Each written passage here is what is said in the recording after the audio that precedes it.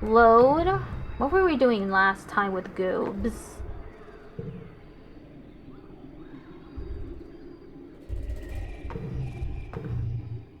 I believe we saved Tammy.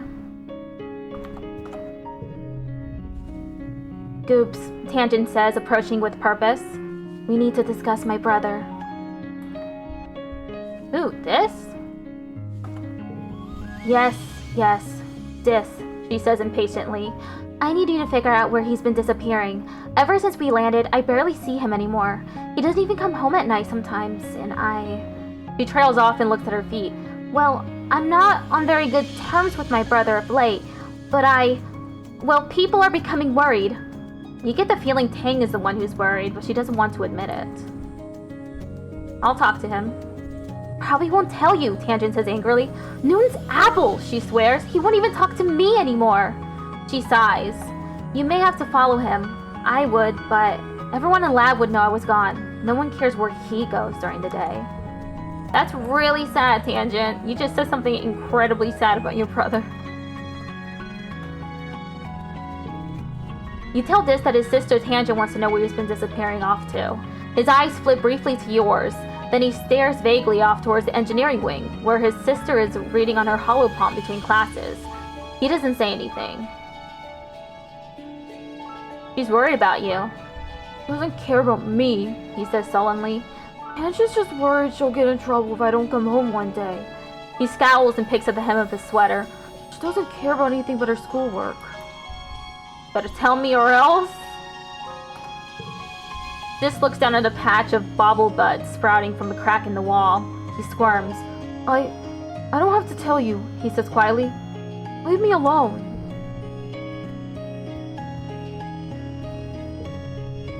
Tammy is sitting down in the grass with a baby on her lap. They're playing nicely with some flowers or a strand of the beads in Tammy's hair or something. Tammy keeps gently removing her hair from the baby's mouth. Oh, Goose, she giggles as you join her. Aren't babies the best? There are so many new babies in the creche, you'd think we were starting a colony or something, Tammy laughs. But the parents are too busy doing other work, and somebody needs to take care of the little ones. Yo, there are motorcyclists outside. There's a whole line of them. I think that's the last of them. But damn, that was loud. She looks down lovingly to the baby, who is now sucking on part of her skirt, getting it good and damp with baby drool. You can help too. It would be fun. Unlocks baby sitting in the living quarters. The baby chooses this moment to spit up a big puddle of pale yellow liquid onto Tammy's dress. Oopsie! Tammy coos and picks the baby up. Then she holds them out toward you. Could you take them for a minute while I find a towel, Goops? The baby hiccups and rolls their eyes. They still look a little queasy to you. Of course! You hold the baby against your shoulder and pat their back the way you've seen parents do sometimes. They let out a satisfyingly loud belch, and you feel a trickle of liquid run down your back. But you don't care, because there's nothing better than that fresh baby smell. You decide you might take Tammy up on that babysitting job.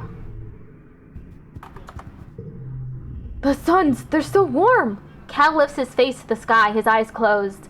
Well, the blue one is just kind of warm, he continues, but the yellow one is like a heater, in the sky! The grow lights on Strato were bright, but never hot like this. It's so nice. Mom and Dad. Oh, hi, Goobs. Marzipan looks bored. My dad's made me come out to get some fresh air. Don't know what's so fresh about it. It's always full of acid snow or pollen or water, and I don't know which is worse. Done. Give me that egg. What am I gonna do?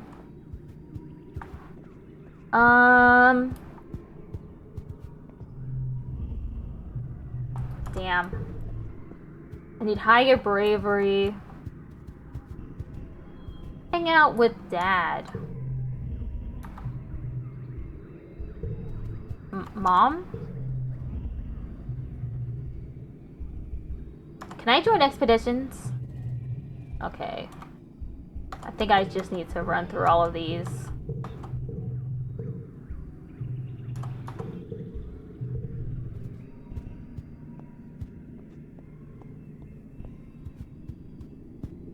No, not that. Okay, I'll just go to school.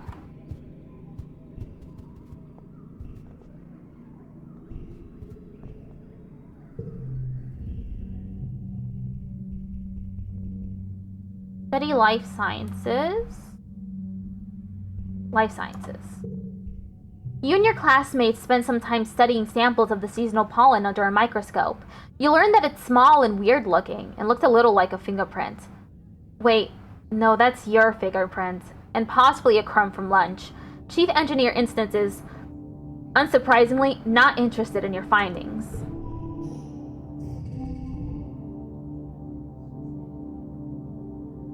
More Teenage Exocolonist, let's go! Oh, sorry, I had the chat covered up. Hello, Naomi. How you doing?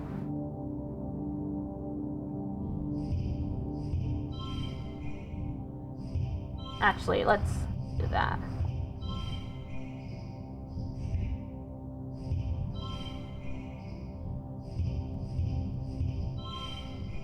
How about this instead? No, that'll just change its muscle. Now it's 3. I'm doing fine, thanks. That's good. Oh well. Now it's 10. It's still 10.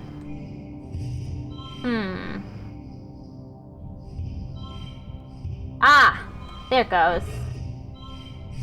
Win! +4 biology, +1 reasoning, +15 stress, +1 friendship with tangent.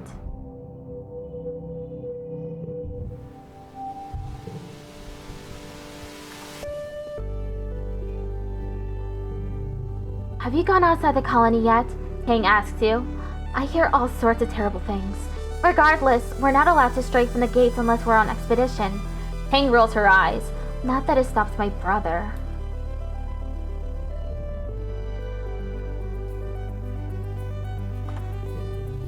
Just is hanging out near the south gates, his hands in his pockets, idly staring at the ground and digging the toes of his boots into the dirt. He nods at you but doesn't say anything. You want this? Thank you. Oh, I forgot that he doesn't like eggs. I'm like an egg terrorist. I keep giving him eggs when he doesn't want them. You meet your dad adjusting a watering pot in your mom's flower garden. He's having a sneezing fit, his eyes running and red. You're alarmed. You've never seen him look sick before. People were hardly ever ill in the Stratospheric, except sometimes when the zero-G rooms made them queasy. Not to worry, my little beanstalk, he says nasally. I'll be fine. It's just this pollen making my head a little stuffy. He wipes his nose with a handkerchief and looks around. Everywhere you turn, the air is soupy and tinged with pink from all the floating pollen.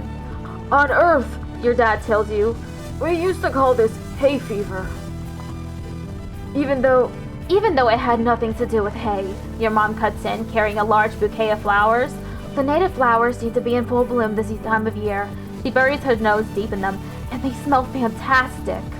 Your dad smiles kindly and agrees that they sure are beautiful, then he blows his nose loudly.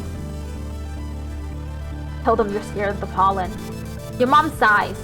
Goobs, life on Vertumna is going to be very hard if you let yourself be afraid of everything.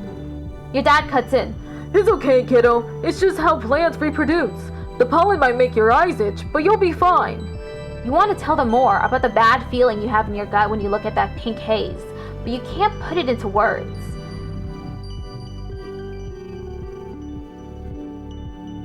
Your dad's eyes look so sad, but maybe that's just the allergies.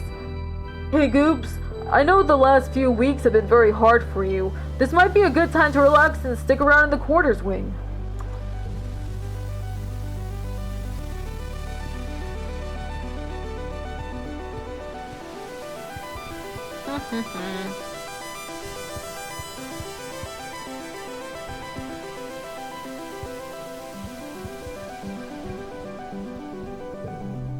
Anemone is running around the sports ball court, touching her hand to the ground at each corner. 18! She counts. 19! When she reaches 20, she collapses into the grass and checks her hollow palm. I'm training, she explains. But my big bro Com says I have to get my legs acclimatized to the plan if I'm gonna be team captain like him. Cool. How do I get my bravery up? Oh, +2 bravery. A small team led by Security Chief Rhett was enough to keep the peace on the stratospheric. To stay busy, they also ran the exercise gym and sports ball courts. Here in Vertumna, the garrison has expanded fast. They're building a huge wall around the colony and have an outdoor firing range and a big covered dojo. And best of all, a regulation-sized sports ball court. Let's play some sports ball. Anemone meets you on the court. She's bouncing from one leg to the other in excitement. My brother Com is organizing a youth team, she tells you. Kombucha offers you a high five in greeting, then tosses a sports ball your way. Let's start with a practice game to see what you're good at. And you and Anemone are team captains. Pick your team. I can't seem to do a low voice and that fake-ass southern accent I've been doing. Anemone used to practice with Cal and Mars in the ship, but Tammy? You're surprised to see her here. Com will fill in to even up the teams, but he promises to go easy on the other side. Who's Tammy? Cal said I should join, but I'm not very good at sports. Where should I stand? He asked quietly. You aren't sure. You assigned her to tackle back and tell her to stick like glue to the opposing team's offense. Maybe she'll get in their way instead of yours? Anemone chooses Kombucha, of course. They bump fists. Your next choice. Mars. I'll play Spiker. Mars runs to take position. Seems like she's in it for the glory. Hopefully she'll want to share some of that with the rest of the team. You face off, 3-on-3. Start the game! And... next round. 4-2. 1-1.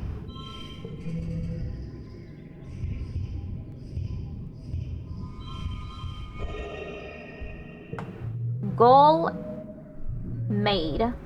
No skill changes. Tammy tackles Anemone in a brilliant takedown that surprises everyone. She really took to her role as the immovable object. The score is tied, with Anemone and Com putting the pressure on. Then blam! You score the match point with a rad spike all the way from the net line. +5 kudos. +2 bravery, +1 toughness, +10 stress, +1 friendship with Anemone. My last playthrough, I didn't even bother with Anemone because I wanted to become friends with Dis so bad.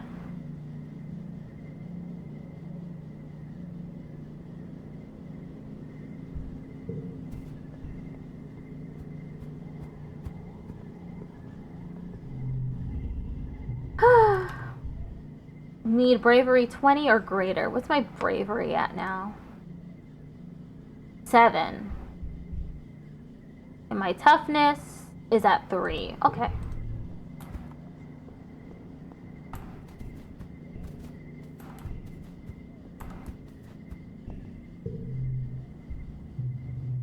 Let's shovel dirt. It's your first day in the glorious world of agricultural soil conveyance. Oh boy! Good morning, Goobs. Looks like you're working for your old lady. I hope you don't expect me to go easy on you just because you're my kid.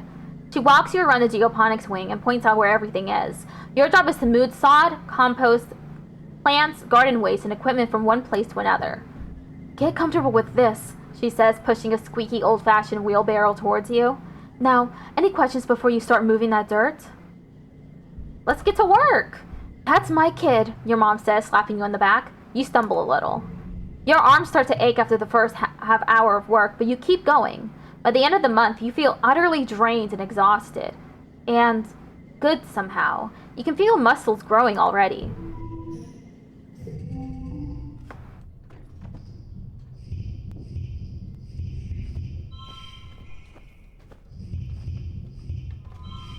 -1, but it still got me to the goal. +5 toughness, +5 kudos, +15 stress, +1 friendship with Cal. It's time for Vertumnalia! Utica and the Consul have called a festival to celebrate life here on the planet Vertumna. Everyone gathers in the colony square to hear Governor Udica's speech. It's Earth's history, Utica begins, and then clears her throat and waits for everyone to quiet down. In Earth's history, Vertumna was known as the god of seasons, change, gardens, and fruits. It's no coincidence that our forebears of the Vertumna project chose to take on such an auspicious name in the hopes of seeding future bountiful seasons of humanity. We will continue this tradition of Vertumnalia, a midsummer festival to celebrate our Vertumna, this lush planet upon which we find ourselves today. Yawn! You start to tune the speeches out after that. The members of the council all get up on stage one at a time to say something. When it's your mother's Flulu's turn, she announces that tonight you'll be eating some of the very first crops grown from Vertumnan soil. Your eyes go to the feast table. Aboard the stratosphere, it would have been mostly soy-based food from the nanoprinters, spiced up with what precious fruits and vegetables could be grown in the small growing bays. This year, the Earth plants look even less robust than usual, but they're supplemented by some Vertumnan plants you've come to appreciate. Juicy watato pods and slabs of edible fungi. Utica takes the stage after everyone on the council has said their piece. What is a festival without festivities? She asks. Professor Howell and Security Chief Rhett have organized a 3-part competition for the kids. Good luck, children. Which one do you join? Let's see. Bot wrestling? Science fair. Let's do science fair. Tangent competes, of course, entering her study of the ship's hydro-recycling system. It was previously used to make urine drinkable, but she offers that it could now be turned to new uses. Despite how many times she says the word pee, it's still boring. But she put a lot of effort into it. Tammy has a science project too. She tells you she wasn't strong enough for the strength competition and was too scared to go on stage for the talent show, so science fair it is. You think her experiment was supposed to be putting white flowers in red food colorings to turn them red, but the flowers all turn blue instead. Tammy can't explain why, and she keeps blushing and giggling in embarrassment. The flowers are very pretty though. She tucks one behind your ear for good luck as he prepares to give you a presentation. Present your project. Oh no, it's a hard challenge. Not good.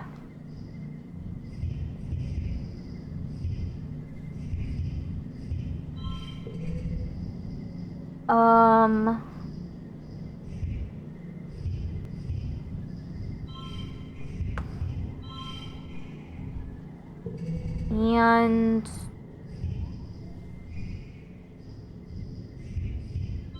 extra fingers perk.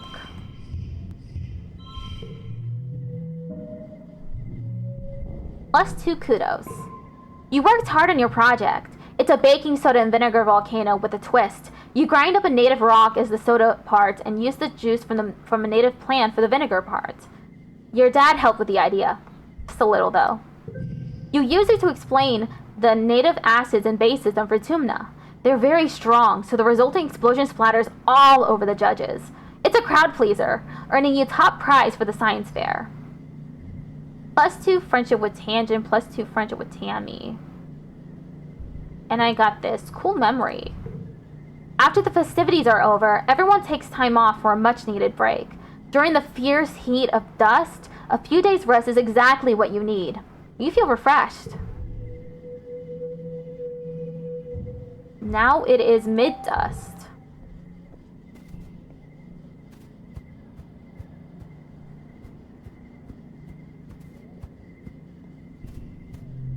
Tangent is watching a construction crew build scaffolding for the new engineering pavilion. They're using mushwood, which is so light that one person can easily lift a 10-meter-long pole and stack it into place. She points toward them.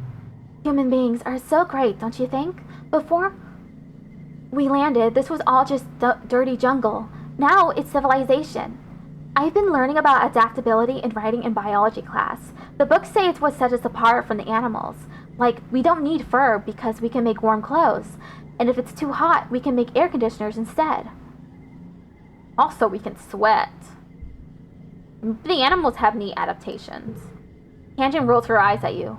Maybe, but even if they do, I haven't seen any sign of intelligent life here. It's just those big, dumb xenofauna. Some animals here are smart and friendly. King looks skeptical. They're still animals, Goobs. Maybe they're just pretending to be nice so you'll feed them. You're lucky it didn't eat you. She folds her arms. Thorp's moth look cute, but one can eat through a bag of rice in less than 30 minutes. Even an herbivore can be dangerous here. It doesn't want to eat you to be... It doesn't have to want to eat you to be able to hurt you. Together, you watch as the foreman puts the blueprints for the scaffolding onto the floating screen of her holopalm and raises it to the scaffolding to check their progress. I'd like to see an alien do that, Tank says primly. Humans look defenseless and weak, but we're the strongest species in the galaxy. Who else can literally bend reality to their will? Not a stupid alien, that's for sure. She puts one finger to her chin.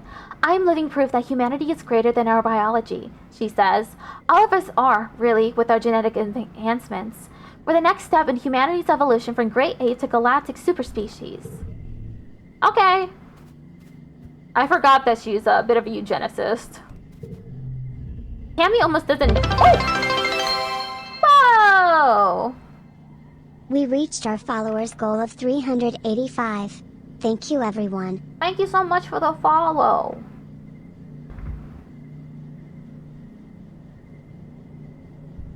And I hope you're enjoying the stream if you came by for the stream.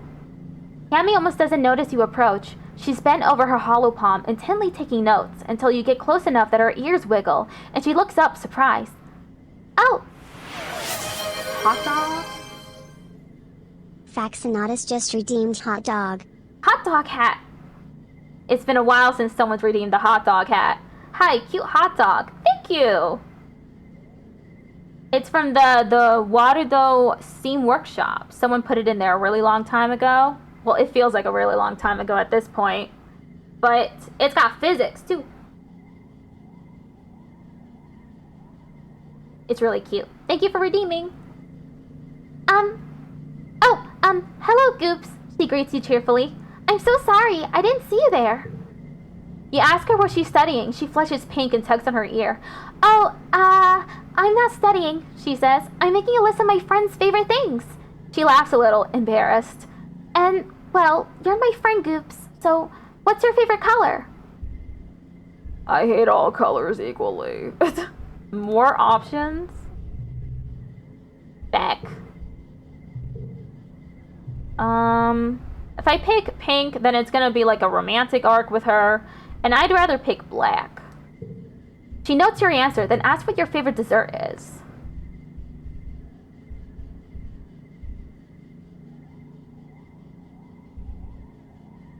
Space cake. Tammy bounces in place. Yay! Space cake is my favorite too! Tammy carefully notes this as well. Okay, last question. What's your favorite toy? Toys are for immature children, unlike me.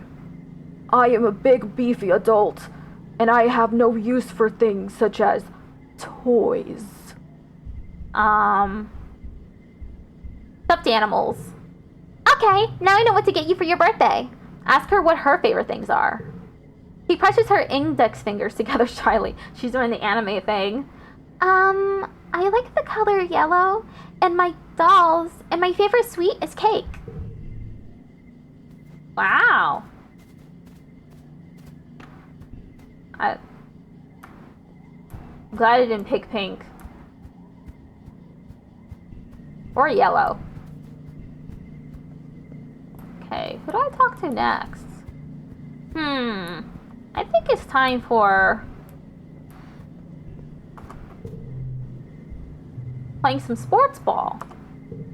You're paired with Nougat in practice. You make the mistake of underestimating her, and she wipes the pitch with you.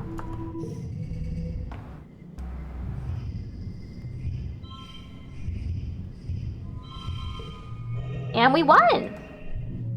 +4 bravery, +1 toughness, +10 stress, +1 friendship with anemone.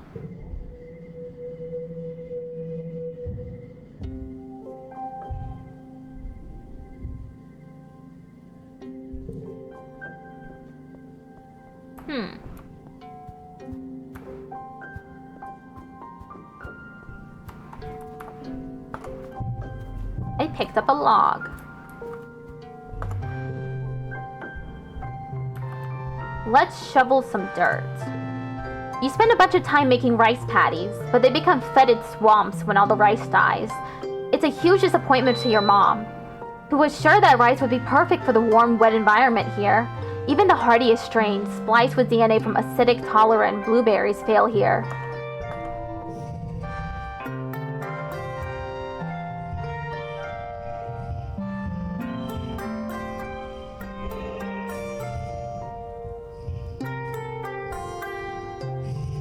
Now it's 18.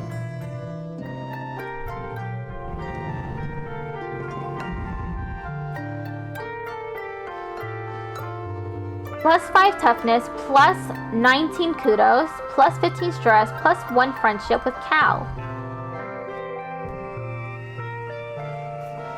What's this? It's pouring rain and everyone's trying to stay dry under the grassroots palipus. Everyone except this. Off in the distance, over at the wall near the sports ball field, he's definitely skulking. Oh, my perception isn't high enough. Damn it. I missed my chance to go sneak outside with this.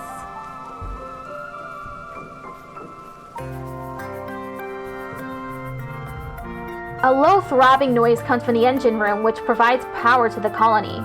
Other corridors lead off to the teaching labs in medbay. You know the route to your classroom well, but the rest of this wing is off limits to children. Congruence, the ship's onboard AI, beams down at you from a nearby holoscreen. Don't forget to study hard, goobs. Do any of these do anything for perception? No. Study engineering. Hi, kids. The ship's onboard intelligence, Congruence, glides into the room on her ceiling track, and the class cheers. Congruence is so cool. She's like a person, but also a machine. She's like if a person was a machine, but was also not a person, but was a machine. She knows a lot of jokes and can tell you anything about space. She never gets bored or frustrated by your questions. You all know me, she says, but I'll bet some of you have questions about how I work. What do you want to know? What's your job? Well, right now, part of me is just showing animal videos to children in the creche, and part of me is here teaching you, but most of me is monitoring the engines which give us power, and the life support systems that make it comfortable in here. Oh, I didn't even realize. Look at the cat ears. That's cute. I love all the stickers on Congruence. Really gives her character. How do you know so many things? My brain is big, she explains. It's just enormous, really. Much bigger than this little monitor you see here. And it's connected to the ship's HoloNet, so anything you can look up on your holopalms, I just know. Do you have to eat and poop? She laughs, which has never sounded quite the same as a real person's laugh to you. I guess you could say I eat electricity, but not in the same way you get energy from food. But no, I have never pooped. I think it sounds kind of neat, actually. Just listen. Congress explains that she had to do all kinds of calculations to help fly the ship and land it, and that she was designed to provide a user-friendly interface to the ship's systems. But Hal has modded me to be far more than that, she says proudly. Now I can even tell jokes. What did the computer across the road? She asks. Just listen. Congress smiles widely, and then she gives an entire thing in binary. Let's get to work, studying engineering.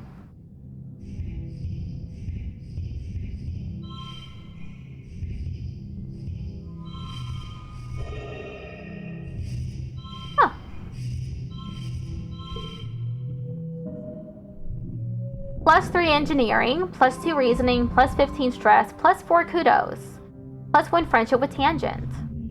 You're having a terrifying familiar dream.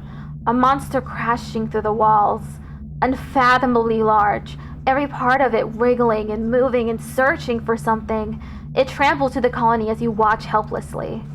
Time shifts to the wreckage of your home. You're picking through it, looking for something, tears streaking down your dust-covered face as you lift heavy pieces of debris. Searching. You wake up shouting, "No!" Your voice is drowned out by a deafening rumble from the skies outside. The bedroom room window is covered in water? It's pouring down from the clouds. You guess this must be rain, but you've never experienced it before. There's a bright flash from outside, then another crack and rumble. Thunder! It must be a thunderstorm. It's still the early hours of the morning. You've already almost forgotten your bad dream, but you're too unsettled to go back to sleep yet. The rain beats down on the roof of your quarters, joined now and then with great peals of thunder like the footsteps of an angry beast. Run outside and play in the rain. It's surprisingly warm outside, and the water feels nice hitting your head. Everything smells fresh and damp and wonderful, and the dusty, packed ground has turned to squelchy mud between your toes. You don't go too far from the door to your quarters, but it's exciting being outside in the dark, watching dramatic streaks of lightning arc down to the hills behind the colony.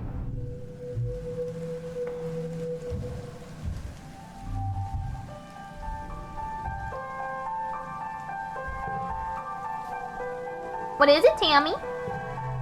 Tammy is sitting on a little stool in the sun, reading a fairy tale picture book on her hollow palm. She sighs. What's that book about? Well, it's a bunch of stories. She flips through the pages, but they're all about princesses. Oh, whoa. But they're all about and princesses.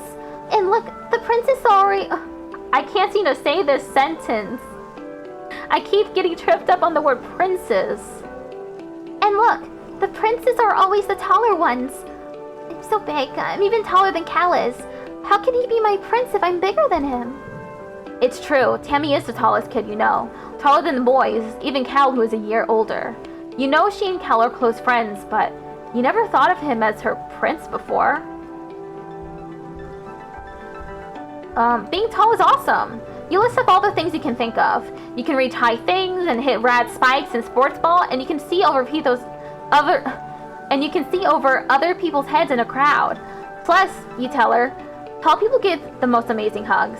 She goes for the bait and gives you a big hug. Thanks, Goobs. You're a good friend.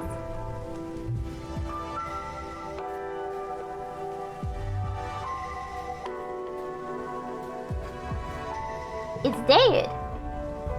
You're looking a little worn out, my little firefly. Your dad grates you, looking concerned. You know, despite what your mom might say, there is such a thing as too much work. Maybe some R&R over in the lounge would help recharge those solar cells. What do you say? Maybe I just need a hug. Your dad throws his arms wide. Well, get in here, Tiger Butter. After a long hug, you do feel a little better. Your dad gives incredible hugs.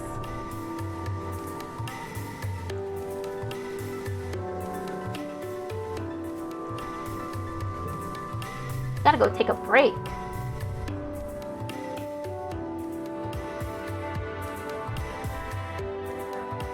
Relaxed in the lounge. The lounge is a long, well-lit hall along the utter hull of the ship's midsection. It's strewn with tables and cushions and serves as a communal living room for the tiny one-room spaces every family is assigned. You flop down into the lounge's big beanbag pile with some of the other kids. Cal has a dazed, peaceful look on his face. The air smells so good on Vertumna, and so does the dirt even. You notice his clothes are filthy, but obviously Cal couldn't care less. Anemone bounces in. Holy crap! There's so much space to run around and play in! Carmen, Chief Rest set up an outdoor sports ball court, and it is way huger than the old one on the ship. Tangent carefully selects one cushion from the pile and perches on it. The school's expanding to some of the empty engineering bays, she tells you, and we're getting a big new lab to do experiments using local resources. There's so much to learn about this planet. Anemone rolls her eyes, but Tang continues. We shouldn't forget our studies just because we've landed, she says primly.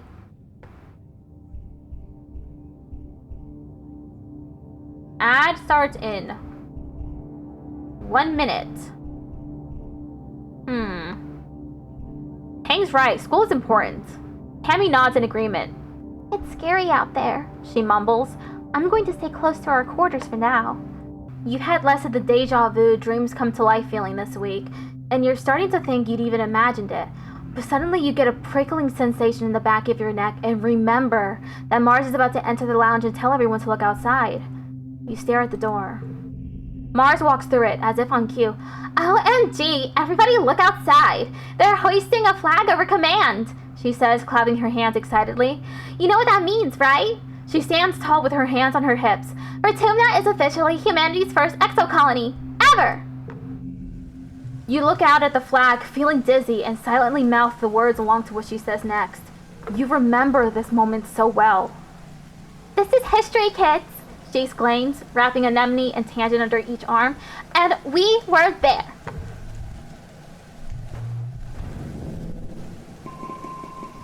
Let's, delete delusions.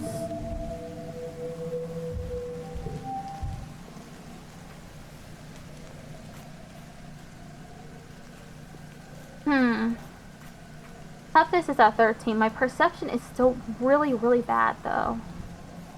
Bravery is at 10. I need 20.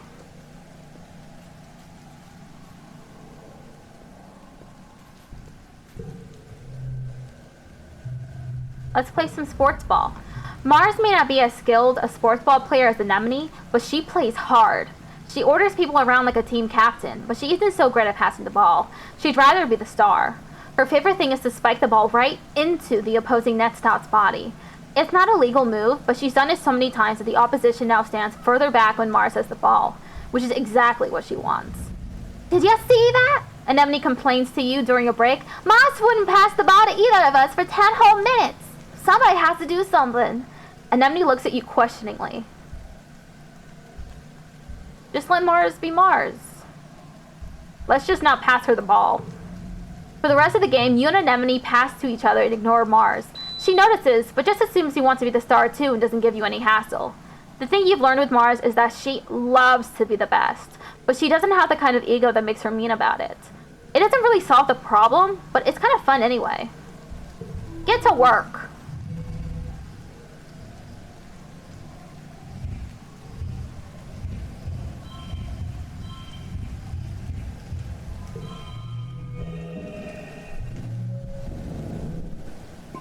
+4 bravery, +1 toughness, +10 stress, +1 friendship with Anemone. The days have been getting shorter, with only the yellow sun barely skimming the horizon. One morning, you wake in the darkness and have to check your holopalm to know what time it is. You see a holo stream from Mars. Good morning to all my pals, if you can even call it morning. They've named it glow season because, like, everything is crazy glowing out there in the dark. I am staying the heck inside for the next month. What's the point of even going out if you can't see anything? It's going to be a long, boring month. Yeah, hella dull. You give Mars' stream a thumbs up and peek out the window. The wormhole looks huge out there, and everything is spooky and glowing. No Baruni, that's way sketch. You'll be staying close to your quarters, thanks. After Mars' message is a notice from the council warning everyone to stay safe inside. Tammy's dad and the other surveyors have been called back, and the gates closed for the month. There's a tension in the air, as if everyone is waiting for something. Now it's glow. The most beautiful and deadly season in the game.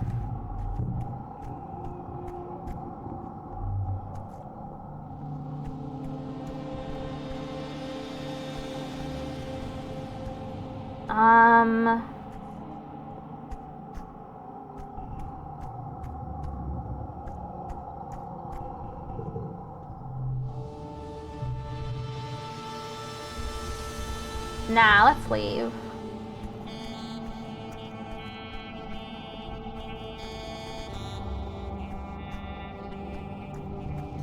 Does he like logs? I forget. He does not like logs. He likes medicinal roots and strange devices. My bad.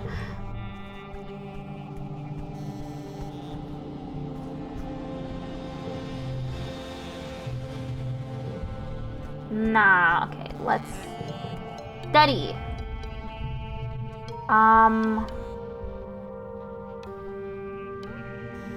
Life sciences. Tang is absent almost all of this month. Hal explains that Chief Engineer Instance has asked for Tang's help with a few experiments. Because you're judged on what you know, not what you prove you've learned in class, many older students choose to skip class and instead get hands-on experience in their field of interest. Tang's been working closely with Instance since she was just a kid. She still is a kid.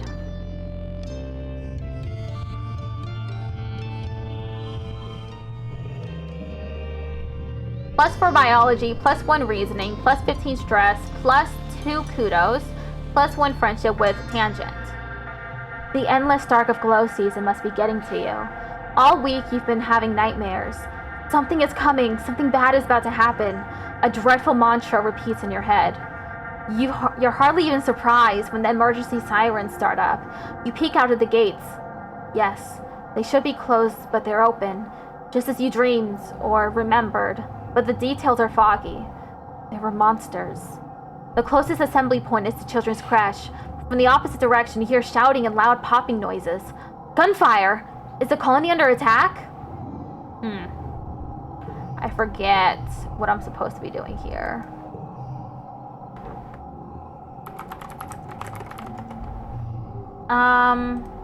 Help fight. You'll try your best to be brave and fight back. First, you dodge some helpful grown-ups who point you back to the crash. Then, you head outside to get your bearings. You can hear yelling from up the stairs to command, and a commotion to the southeast, at Geoponics where your parents are working. Go to Geoponics? Your parents are defending the greenhouses from a pack of knee-high creatures which seem to have eyes growing all over their bodies. Their oily flesh ripples with a constant, subtle motion as the individual eyes blink one at a time, incessantly. You can't tell which end is which with these horrible things. Cal is standing nearby. Wide-eyed, he slowly picks up a shovel and moves beside you. He reluctantly holds the shovel in front of himself like a weapon. Easy, doggies, he whispers. We don't want to hurt you. Get out of here, both of you! Run! Your mom shouts, attracting the pack's attention. All except one animal, which moves straight towards you and Cal. Figure out what it wants. You look into its too many eyes and see fear. This creature is scared of you. To Cal's amazement, you crouch down to try to look less threatening and choose two eyes at random to look into to communicate with. You start to reach out a hand, but the creature is trembling. Staring into its eyes has made it even more frightened than before. It pounces. Defend yourself. And it's a combat challenge.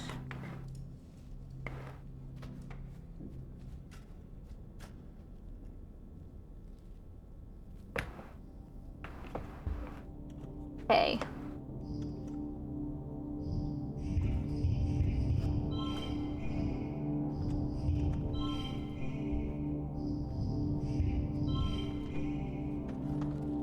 Next round.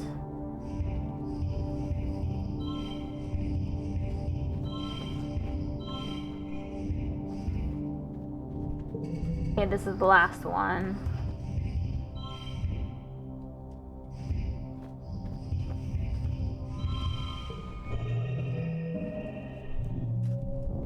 +2 kudos. You killed it! With nothing but a rake thrust deep into several of the creature's many eyes. The rest of the pack scampers off the moment it falls. You've never killed anything before. The body of the creature that was so terrifying a minute ago now looks strangely small and harmless. All of its eyes have closed for good now. Cal crouches beside it, in shock. I told you to run, Goobs! Uh-oh. Your mom looks furious that you put yourself in danger. She storms over and you think she's going to slap you. Then suddenly she pulls you into her arms and hugs you. She keeps rocking you and saying, my baby, over and over. It's pretty surreal, almost as weird as the dog thinks of the eyes, honestly. After 2 weeks of darkness with the blue sun barely skimming the horizon, it begins to move higher in the sky and daytime returns. The council admits that they don't know how the gates were opened or how the creatures got in. Some of the attacking creatures were once thought to be docile. Others were species nobody had seen before. It was like something had driven them to assault the colony. At least nobody was killed. This time.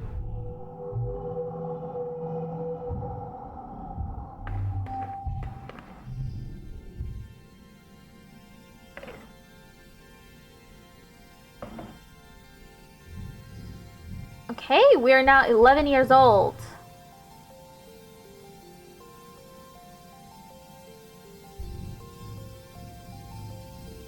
Start age 11.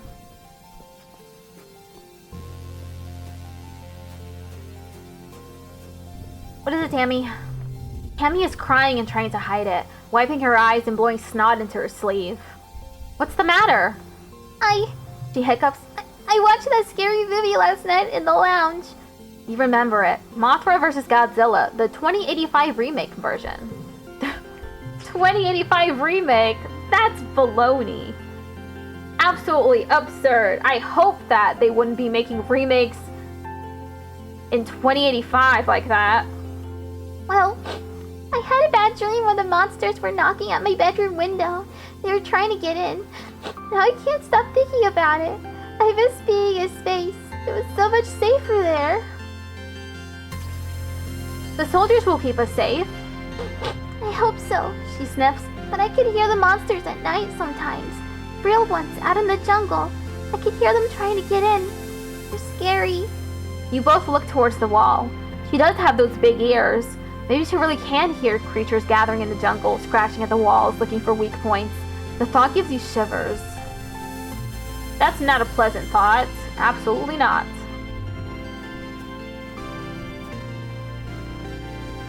I can give that to Dis. You're looking for Cal in the garden when you nearly trip over someone else, one of the younger kids, and they're blindfolded? Hey! They exclaim, ripping the blindfold off their face and throwing it to the ground. It's Cirrus, one of Anemone's brothers. He glares at you. I was almost done! Cal jogs over and grabs Cirrus in a friendly headlock, ruffling his messy red hair. Dude, you were so close! Cirrus stamps his feet and complains that you got in his way. It's not their fault, Cal says. They didn't know we were playing a game. Give me a sec, I want to teach them how to play. Cal turns to you as Cirrus leaves. Sorry, Goobs, he says sheepishly. I was teaching Cirrus a new game, but he's more like Anemone than I thought. Real competitive, you know? He stoops to pick up the blindfold, brushing off the dirt. I've been trying to come up with different kinds of games other than sports ball, he says. No winners or losers. I just want to have fun with my friends. Cal looks at you hopefully. Do you want to learn how to play? Let me check my schedule. Yes? Cal's smile looks like it's gonna stretch right off his face. Radical! He jumps. He shouts, jumping up and down with excitement. Okay, so first put on this blindfold. The blindfold is a little scratchy and smells like dirt. You can feel Cal's big hands on your shoulders. I'm gonna spin you around, and when I let go, you gotta listen to my instructions. We're gonna walk all the way to the cafeteria, okay? You nod. You can't see Cal's grin, but you can hear it in his voice as he spins you around and counts to 10. 1, 2, 3. First, Cal says, you gotta walk forward 10 steps. Do you follow Cal's instructions as best you can or make things difficult for him? Do your best. You take 10 steps straight forward, holding your hands out for balance. The rocky dirt between the garden beds crunches under your feet. Yeah, Cal says. Now turn to your right and take 15 steps until you get to the door. Get it right. You turn to the right and walk forward, counting out 15 steps. When you stop, Cal laughs. You can hear his footsteps crunching behind you. I forgot how much bigger I am than you. You're like 2 more steps away. You take 2 more steps until your outstretched hands land on the warm metal of the door. Success! Awesome, Cal says. You can't help but smile. This is fun. Now hit the door button on the right and then keep walking forward until I say stop. Go really slowly, okay? You open the door and start to walk forward. The path slopes downwards, and your feet slip a little bit, even though you're moving as slowly as you can. Real dirt is nothing like the metal floors of Stratospheric. It's turbo rocky here, Cal says, and you can feel uneasiness prickle up the back of your arms. Just keep going forward slowly. Can you trust him? You try to do as you're told, but after a few steps, your foot knocks against a sprawling root and you fall forward, catching yourself on your hands and knees. Ouch! You tear off the blindfold, a sudden rush of tears flooding your eyes. Cal's beside you in an instant, kneeling on the rocks. Are you okay? He asks. You look down at yourself. Your knees and hands are pretty scraped up, and your pride is bruised. But other than that, you're okay. Cal helps you stand. I'm sorry, Goobs. I'll be a better helper next time. He asks if you want to get some Watato juice at the cafeteria instead. You spend the rest of the afternoon brainstorming more games where there are no winners or losers. That's nice.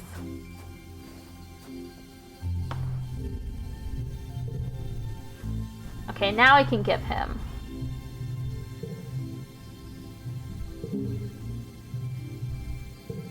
I gave him the medicinal roots.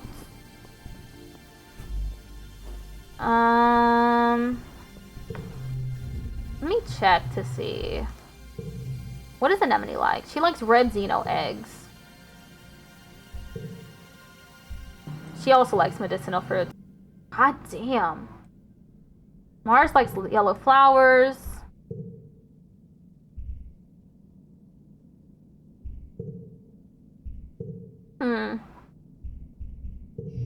Here, you want a log? Oh, She don't like it.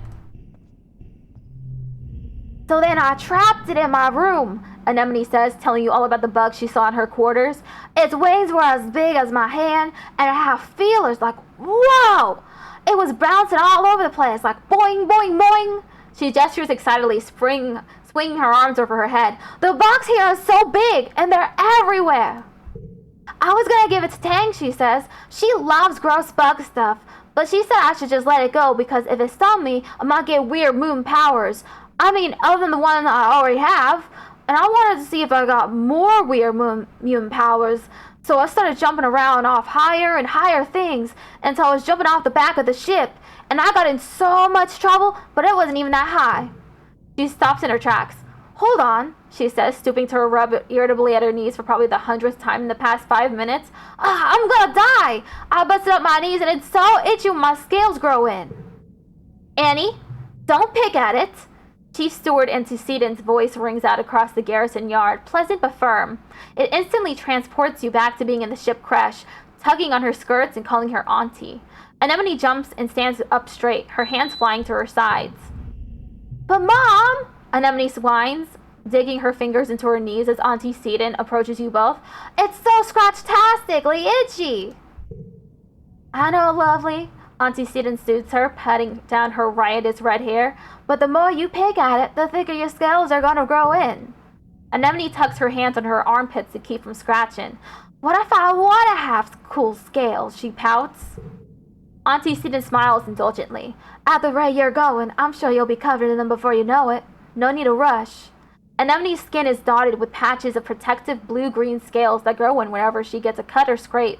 She rubs the patch in her jaw indignantly, the one she got when she ran headfirst into the food synthesizer back on the ship. Auntie Sedent opens her satchel and pulls out a bundle of clothes. The queue for the nanoprinter is over a week long, so I patched your pants with scraps from your brother's clothing. Please try not to put any more holes in them, or yourself, okay? She hands the clothes to Anemone and kisses her on her forehead. Anemone sticks out her tongue and gags. Yuck. Anemone evaluates the clothes and her mom walks away. Galactic, she breathes as she runs her fingers over the odd-colored patches. Then, right in the middle of the yard, she unashamedly squirms out of her pants and pulls on the new ones. Wow, I look like a fighter jet from the Hollows, she exclaims, showing off her new pants. Like when they stencil your kill count on your plane. What? Or like a really cool scar. Anemone grins. Yeah, you get it. My pants are scarred just like me.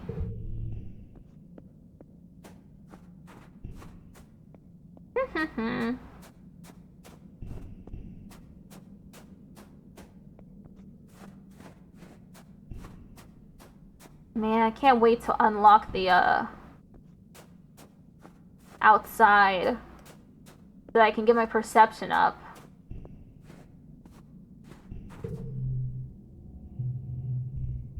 Double dirt. You join Cal at a particularly fragrant pile of compost. He's trying to use his hoverboard as a wheelbarrow, carefully pushing compost off it into the pile. Don't you just love this? Cal asks excitedly. Your hoverboard? Yeah, it's cool. No, he laughs. I mean, just this. He waves his arms, encrusted up to the elbows, to take in the entire greenhouse. We gotta help plant stuff and watch it grow. Even if we're just moving dirt around, we're still helping. Why do you like it so much? Well, he considers. I like digging holes in the dirt because it's so full of surprises down there. I found a worm. Wait, let me see if I can find her again. She sticks her hand into the Did I say she? He sticks his hand into the compost and rummages around, his tongue sticking out of his mouth. I guess he got away, he says after a minute. She was real shiny like a rainbow. Wait, he says. I just thought of a thing I like better. He shows you his splayed hand. Getting dirt on my fingernails, he laughs. I don't know why, but it's the best. Get to work. This card becomes red.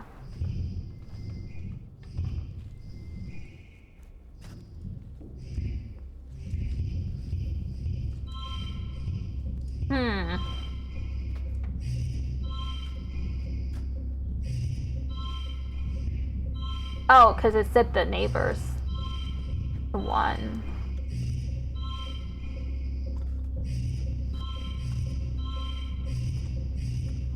Now we got the goal.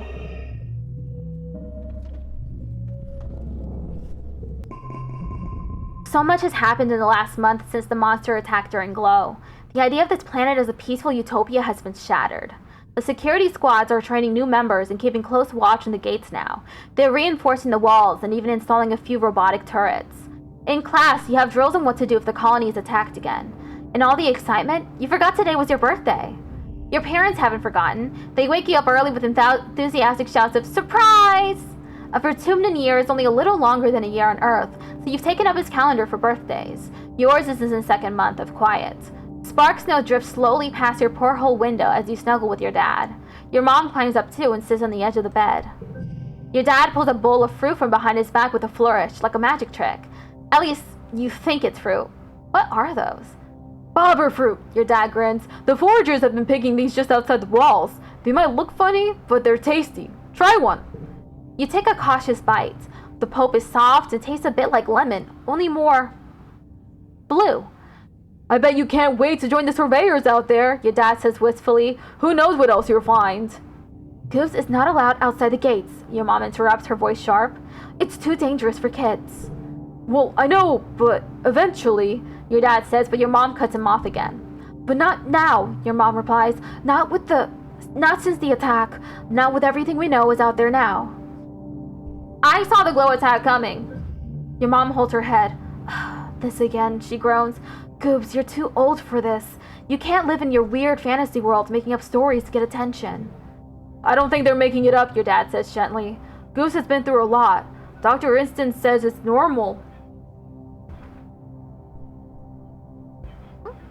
Oh. Dr. Instant says it's normal for people who experience trauma to come up with the narratives when they've been in control. You tune them out. You've heard them have this discussion before when they think you're asleep. Your mom thinks you're being childish, your dad thinks you're sick. No one ever believes you, and it only makes things worse. Even still, your mom says, it's clear that everyone should know how to defend themselves if it happens again. To be clear, this includes knowing when to run away, your dad adds. Security Chief Ritz offering self-defense lessons at the garrison, you know. Even for kids, if you're interested, you should drop in sometime. Your mom gives you a stern look. And I've heard stories of kids sneaking outside the walls, she says grimly. If I catch you doing that, I'm going to put a chip in your ear. You laugh. What a good joke. Your mom doesn't laugh.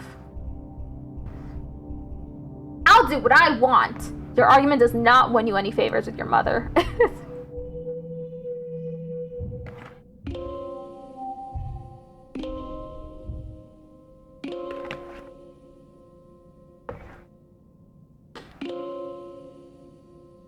Let me just...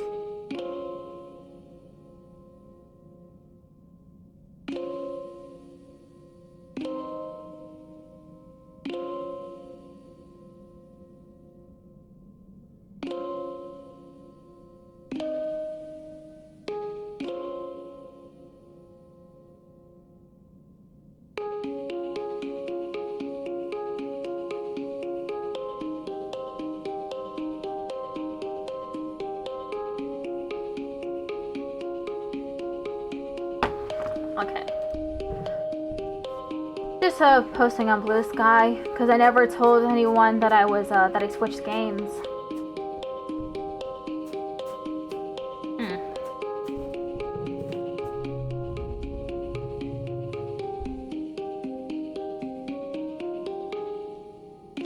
I need 7+ more bravery. Oh. Gotta go,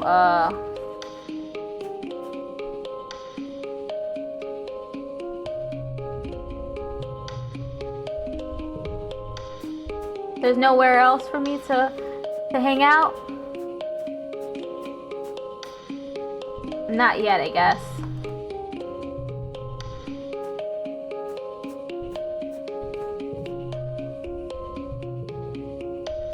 I'm gonna hang out with Tangent. Tangent is quietly reading her hollow palm. You plop down beside her and ask her what she's reading. Multicellular biology, she says, frowning at the interruption. If you insist on sitting near me, you could at least do it quietly. No problem. You open up your hollow palm and find a textbook of old Earth poetry to read. It's never a bad idea to do a little independent study. Though she's a little prickly, you can tell Tang appreciates the company.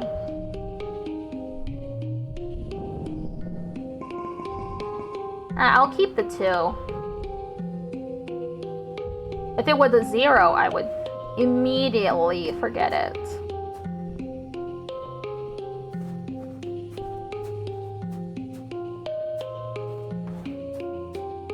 Any medicinal roots? Nope. +2 combat, +1 animals. Nah, I still need bravery. You run into Cal and Anemone on the hill behind the garrison at a small construction site. They seem to be throwing logs. There are a bunch of them lying at the bottom of the hill. It's a caber toss! Anemone shouts to you, then grunts with the effort of lifting a 6-meter-long mush tree pole. She throws it like a javelin down the hill and sprints after it. My best record! She shouts and ties a piss of caution. She shouts and ties a piece of caution tape to the end of the pole. Oh my god. I'm getting so tongue-tied. Your turn next, Cal says, pointing to a neatly stacked pile of construction poles beside you. From the looks of the nearby construction, they're probably destined to be a new lookout tower someday. Choose a thicker, heavier one. Challenge mode! Wee-oo! Wee-oo! Cal makes a noise like a siren. He shouts down to Anemone. Goob's gonna throw a big one, so you better get out of the landing zone! The pole isn't actually that heavy, but its length makes it hard to balance. You struggle to get underneath it with your knees bent. This is going to be tough. Lift, run, throw! Toughness challenge. Oh, that's big.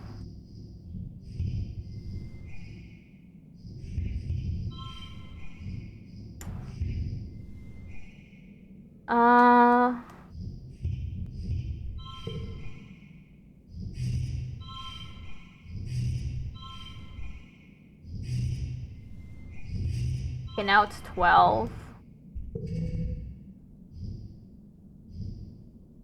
Oh, whoops.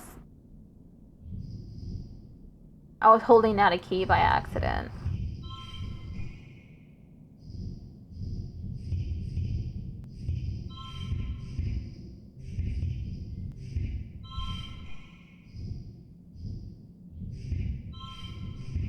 Worth it. Unfortunately, not gonna work out.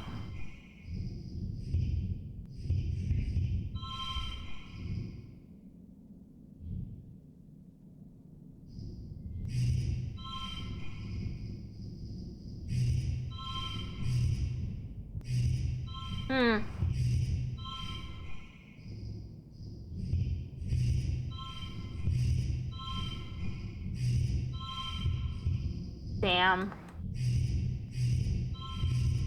Give up. I've been defeated. You fumble your throw and the pole only makes it halfway down the hill, rolling a little before it comes to a stop with the others. Bonus points for rolling, Cal announces, and Anemone finds another piece of caution tape to mark your pole. You play for the rest of the afternoon, adding rules and variations as you go. You don't stop until the entire stack of poles are in a jumble at the bottom of the hill and decorated festively with a caution tape. It's a wonder you got away with this. You didn't work very well this month. +2 bravery, +3 toughness, +10 stress, +1 friendship with Anemone.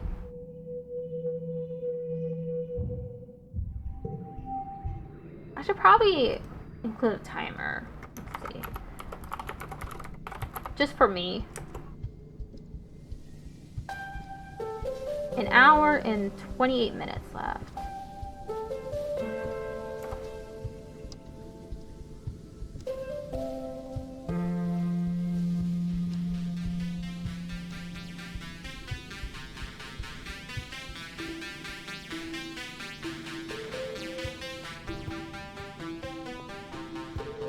It's now pollen again.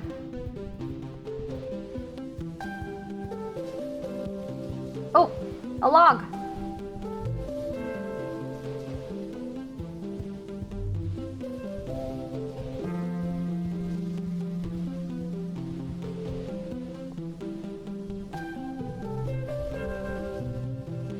Study engineering or life sciences?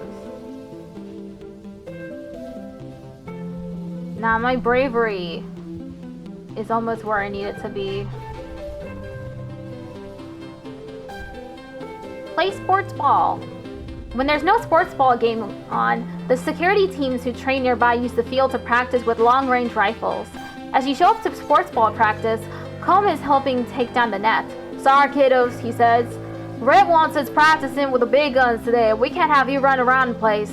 The bullets in these drone rifles are heat-seeking, and even though they're programmed to avoid human targets, safety first. But today was supposed to be our day to have the sports ball field, Cal complains. You soldiers don't even want to play sports ball. You just want to shoot your dumb, noisy guns. Anemone bounces over. Hello! They have more than just huge guns. They have cool stun gloves that are like magic lightning arcing out of your fingertips. It's super galactic. Cal shakes its head. That's not the point. Stand up to those soldiers. You rip the net out of Comb's hands and start putting it back up. Anemone looks nervous. Here comes Security Chief Rat. He looks scary, angry, Goobs. Don't back down. You stand your ground when the security chief tries to intimidate you with his loud voice and his big chest. Today was your day to use the field. Red sees the fire in your eyes, and after a minute he laughs and gives in. You're one tough one, Goobs, he says, a twinkle in his eye. Okay, you're right. Today was your day to use the sports field. Comb, we'll have to train with something else today. Huh, that wasn't so hard.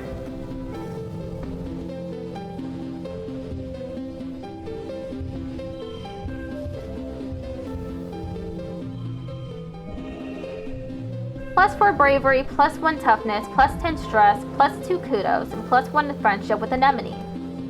Okay, I just need to do that. Oh! No more! Dare you to eat this worm? Oh yeah?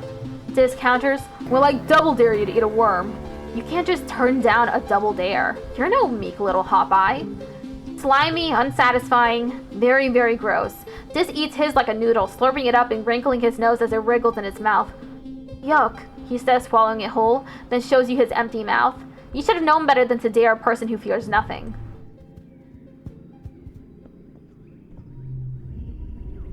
I'm brave enough. And I'm tough enough. Well, so you are! Psst, it's Dis. He's hiding behind some bushes? That's so typical. He puts a finger to his lips and motions for you to follow him. Sure, you figure. Why not? He leads you silently along the walls toward the garrison, then crouches down in the bushes between the sports ball field and the security pavilion to fiddle with something. Suddenly, he's gone. What? You check to make sure nobody else noticed, then scuttle over to where you last saw him. Behind some popflower bushes, there's a drainage pipe in the wall big enough to crawl through. A heavy grate keeps animals out, but it's loose. You could slide it aside to get through. You could sneak out. If the adults won't let you visit the Valley of Vertigo or the subaqueous swamps or the other cool places surveyors get to go, well, you could sneak through here to explore just outside the colony walls. If this does it, how dangerous could it be? That's the spirit.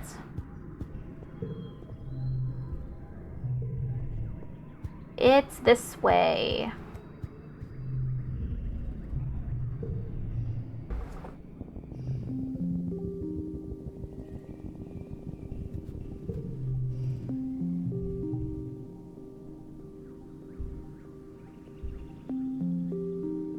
Events respawn at the beginning of each year. New collectibles have a chance to appear every season. You slipped through the drain pipe and out of the colony before anyone saw you. Anyone, that is, except for a dark form watching you from the trees nearby. Could that be... is that Dis? He turns and disappears into the jungle. Now you're sure of it. That was definitely Dis. He's not allowed outside the colony either. Follow him. You scamper after him through the brush, heedless of branches and brambles scraping at your arms and legs. Without a proper envirosuit, you get all scratched up. This kid is fast. You quickly lose sight of Dis and you can't find his trail again, but you do learn something by trying. Okay, now I'm going to try and get animals up all the way so that I can have cute little creatures following me. It's a hop eye.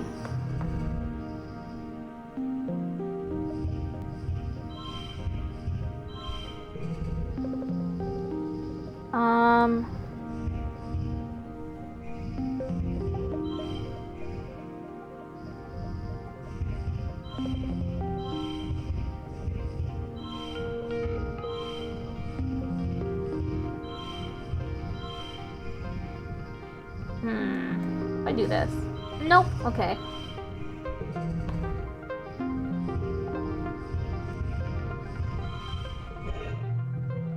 Super goal!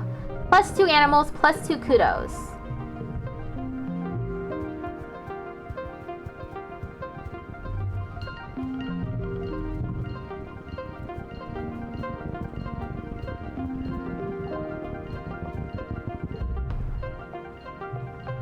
Farmland. There are some meager looking crops ready to harvest, but animals are starting to get at them. Salvage. Hello, Poppy 2222221. How are you doing? Thank you for stopping by the stream. Oh, it's this.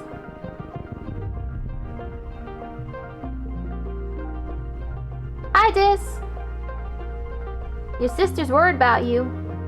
He rolls his eyes and huffs. Tangent? He replies incredulously. I doubt it. She only worries about her schoolwork. She doesn't really care. How about I show you something cool and sticking out will be our secret, okay? He jumps up and walks a little ways into the trees. You follow. Just a few minutes away, the ground drops off, and a large stone outcropping juts out over a cliff face. This walks right to the edge without slowing. It's a long way down. Come on, he says. Try to be brave.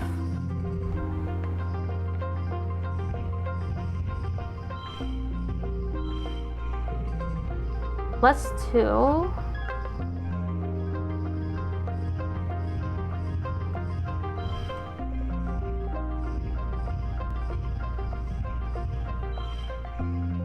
Damn.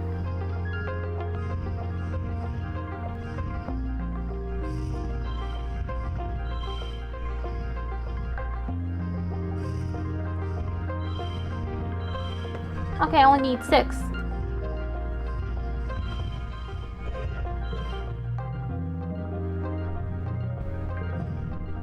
You bravely step out onto the rock and walk out to the edge with Dis. You both sit down, feet dangling over the precipice, and look at the amazing view. It's incredible. You snap a picture with your holopalm, but you won't share it on the net. This is your secret. Yours and Dis's.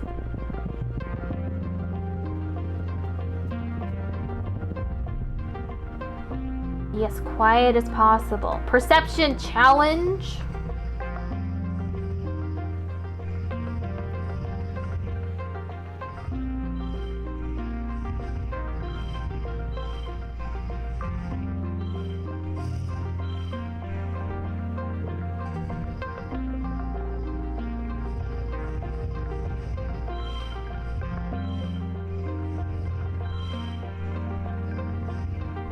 Okay, one more. Got another super goal. +2 perception. The Unisaur. Peeing.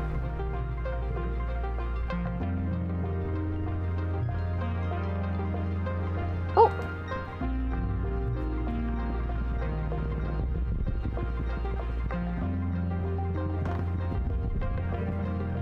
You're minding your own business when you stumble into... This low valley has collected a lot of that thick pollen. You cough and try to push your way through it, but it's pollen all the way down. Purveyors get nice helmets with built-in masks, but yours is just a cheap one. At least the pollen isn't too thick here. Gonna get that perception up.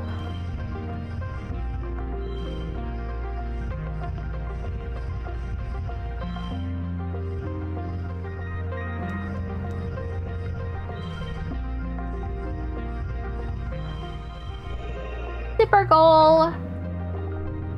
+2 perception. Blech. This pollen makes your face itch. It makes it all the better when you find a route to higher ground and come out of the worst of it.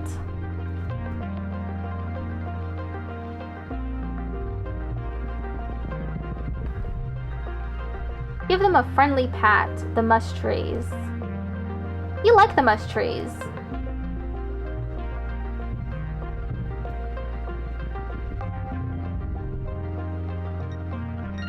Bumbled straight into a field of gelatinous blob grass. Look for a path through it.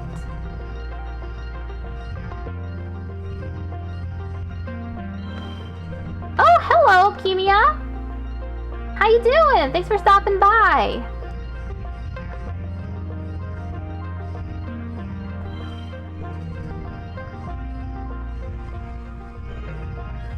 Woo! Super goal! +2 perception. Doing pretty good. How about you? I'm having a pretty good time playing this game again. I'm on my second playthrough. Now I'm trying to get my goal right now is getting my perception up. So that I can explore more and I can get like collectibles and stuff.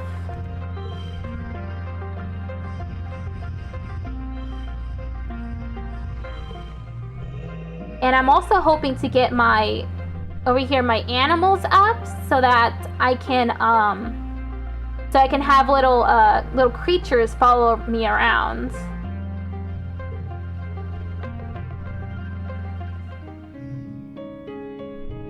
+2 bravery, +1 perception, +1 friendship with this. You're finishing breakfast in the common area when Marzipan struts in. Look at you, eating cereal, she says, turning her nose up at you. I'll bet you don't even know what day today is. It's Valentine's Day. No, you dummy. Mars starts, then pauses and gives you a suspicious look. Wait, what did you say? Well, anyway. Today, she announces to this room, is St. Valentine's Day. Dis and Tammy wander over to hear more. Back on Earth, Mars explains, it was a day where everybody had to give their best friend a gift, especially sweets.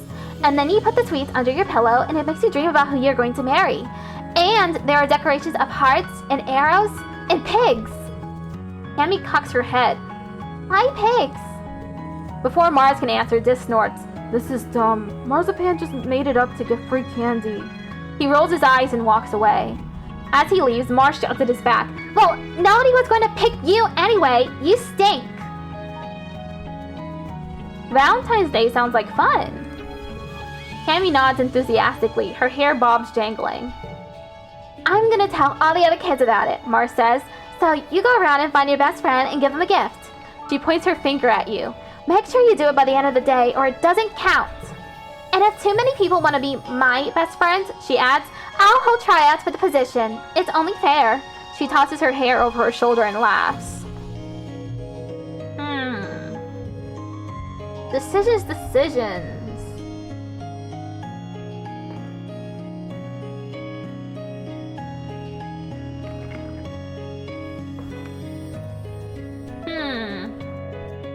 Who's my best friend? I think I'll pick Marzipan this time. I haven't been hanging out with her, but she's fun. Mars has clearly been waiting for someone to come ask her to be their BFF, but she's trying to play it cool, looking expectant and nonchalant at the same time. She taps her foot while kind of idly looking around at nothing. Wanna be best friends? She hums, opening her hollow palm. Let me make sure I didn't promise too many other friends already. She pokes at her hollow palm, holding it so you can't see what she's doing. Let's see. You have a lot of good qualities that I'm looking for in a best friend. Yes. I think of all the kids who applied, you're the most qualified for the position. Okay, Goops. I choose you as my best friend. You remember the thing about the candy and fish some soy sweets out of your back pocket to offer her. They've gotten a little bit soft and warm. What flavor are they? She asks, holding each one up to the light to appraise it. Ooh, a green fizz. Those are rare. Then she surprises you by handing you an entire bar of chocolate, a whole week's rations, wrapped like a present in a scrap of iridescent cloth. Marzipan always remembers her friends, she says, nodding benevolently. Yeah, she's fun. Gonna hang out with Marzipan more now that we're best friends. Hello, Tangent. You tell Tangent you know where Dis has been going. You tell her he's been... What the fuck? Why did we tell him? Why did we tell on him? I didn't want that to happen. Anyway, you tell her he's been sneaking out to explore the jungle. Not far away, but outside the walls. Tane looks concerned. Really? She says, wringing her hands. Is it safe? I'll keep him safe. She eyes you skeptically. Full offense, Goobs, but you're just a kid, she replies. However, I suppose it's good to know he isn't alone out there. She has a little streak of rebellion too, because she ain't telling nobody. That's good. This is sitting in the grass near the big gates that lead out to the jungle. He's just staring out into nothingness and picking absentmindedly at the weeds. He pretends not to notice as you approach. Are you okay? This glances up at you. He sees your look of honest concern, which seems to make him angry. He frowns in disgust. That's such a stupid question, he mutters. Why do people keep asking me that? Sorry. This shrugs. Whatever. It's not like people really care. You want to play a game? He draws his knees up under his chin. Not really, he mumbles into his sleeve. What about a holopalm game? No, he speaks more firmly this time. Just leave me alone. Rip. Our former best friends from a past life no longer wants to be our current best friends in this current life. Anyway, I have to chill out.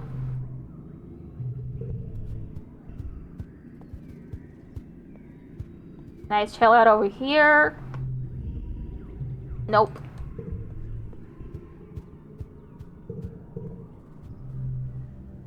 Relax in the lounge.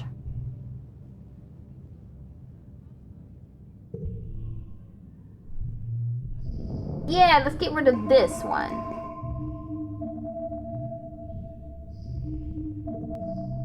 Just like everyone else in the colony, you get routine physicals.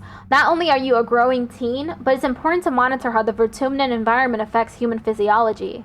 Dr. Instance takes all sorts of scans and collects skin, hair, and blood samples. As you're sucking on a soy sweet as a reward for being brave, she looks through your file, sighs, and closes her holoscreen to look at you. Goobs, there's one more thing we need to talk about. Instance isn't the most comforting person in the colony, but you've come to find her no-nonsense bedside manner somewhat reassuring. If there's something wrong, you know she won't talk around it forever.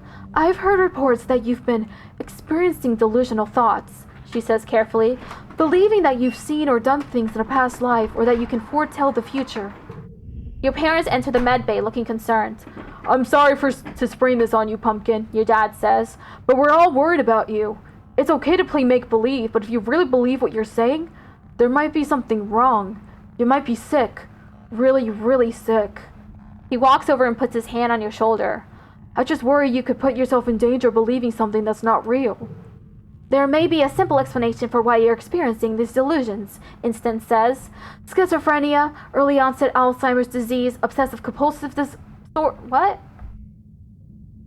I guess, you know, because I also have OCD, so I guess if you're thinking about something incessantly and you can't stop, I guess that's what she means.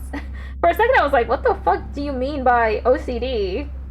But yeah, that can definitely be part of it. Even a brain tumor or some other physical trauma. For your health, I think it would be best to move into the med bay for observation and treatment.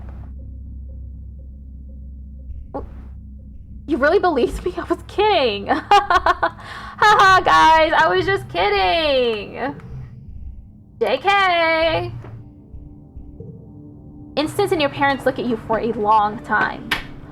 By all accounts, you are quite convincing, Instance says, seemingly unconvinced, but I can't force you into observation for a prank. She says prank like the taste of the word repulses her. She dismisses your file and leads in. Drop the act, Goobs. I don't have time to chase around idiot kids.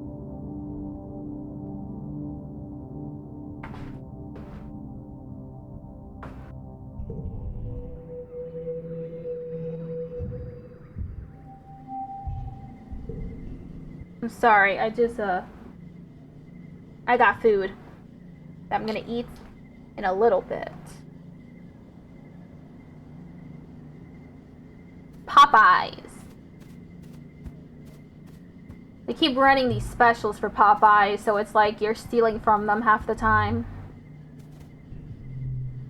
Dust is such a dry, hot season. Both suns are high in the sky, baking the usually lush Vertumnan jungle. If there's a breeze, it's warm, and, you guessed it, dusty. Your parents are up every day before dawn, which comes far too early for your liking. They're usually gone by the time you wake up and home after you're asleep, so you have to visit them at work if you want to see them. Good morning, Gooseberry! Your dad greets you cheerily. Have you come to see the harvest? Your mom and I are gathering crops from actual Vertumnan dirt this week. Sure, that sounds neat. He shows you around the rows of corn and beans from the earth. They all look a little yellow and scraggly. Not what you'd expected, but your dad enthusiastically points out the vegetables ready to harvest. Don't forget, he tells you, the Vertumnalia Festival is coming up. There will be a talent show and a science fair. I'm sure you're eager to participate, Goobs. Hell yeah! I should go to the, if I can buy anything. No, not yet.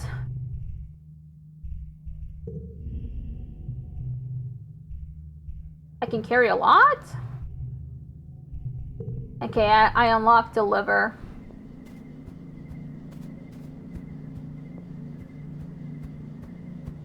What am I gonna do next? I'm gonna go outside.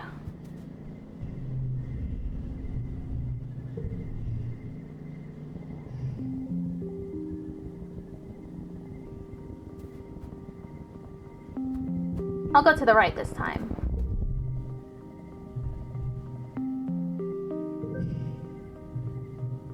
Plus, okay, so I got a 3 card.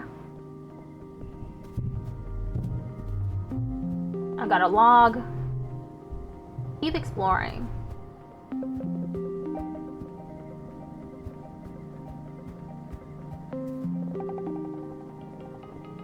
I think the next person who dies is the teacher, Hal. Walk through the dust.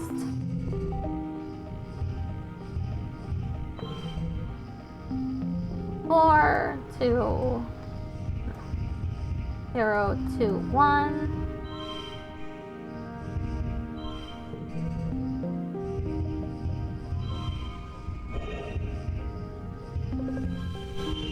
Super goal! Plus 2 perception.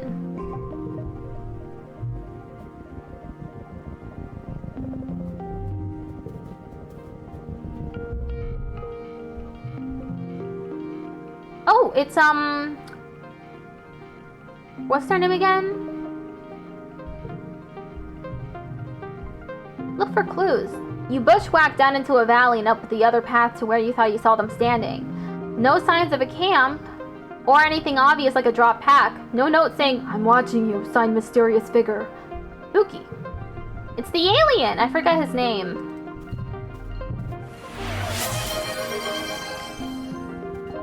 Newbie_live Jestro deemed silent hello. You've reached the end of this area. Keep exploring.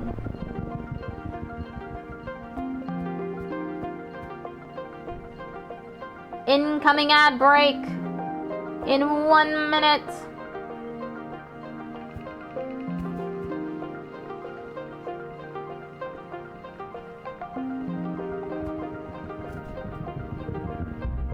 You spot Uncle Tonin, Chief Surveyor Tonin that is, bumbling about, preparing some automated survey equipment in a clearing.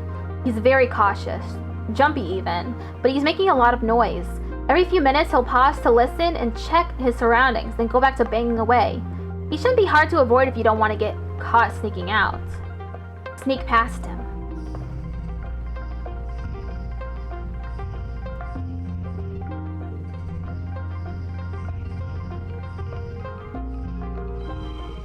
And I've already made the goal.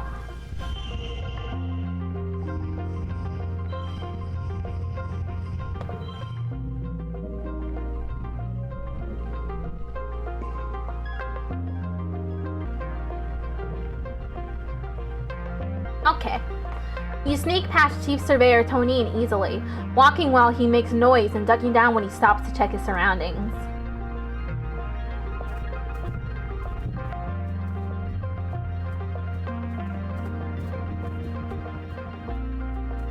This way. Something unnatural about this place. It's quiet.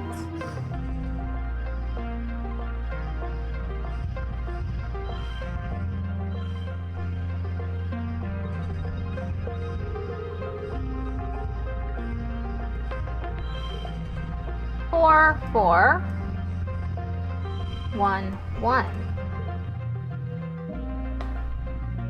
+2 bravery. Damn, my bravery is up so high. It's at 26 now. My perception's at 17 too.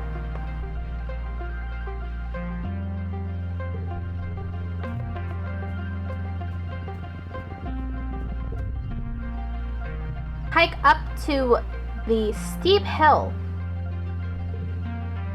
You leave your pack in some bushes at the base so you'll be lighter on your feet. Then start the trek.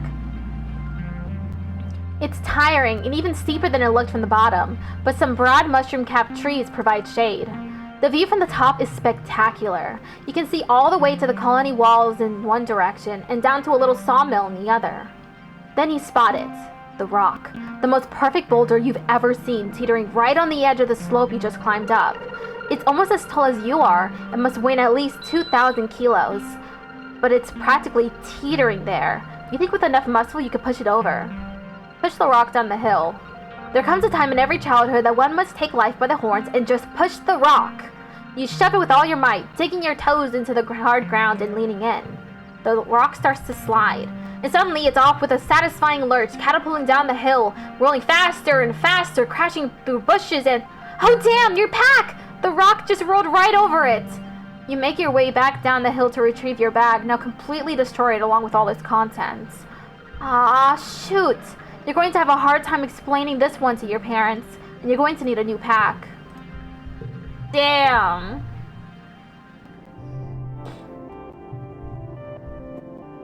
Oh shit. My perception needs to be +2 more, damn. Pop out of the pipe, and straight into the barrel chest of Chief Surveyor Tonin. Well, well, well, he says and tries to put on his sternest look. It fails.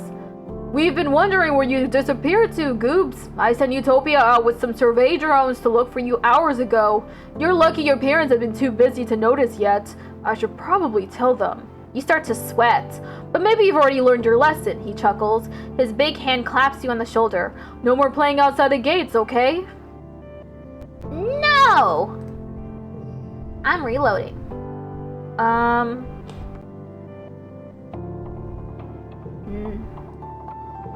Yeah, let's load this autosave.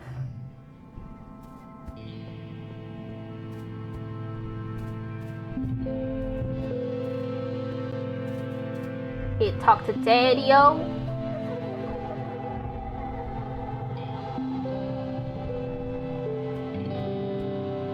No one else, right? Yeah.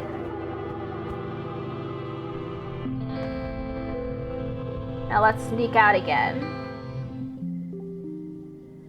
And retrace our path.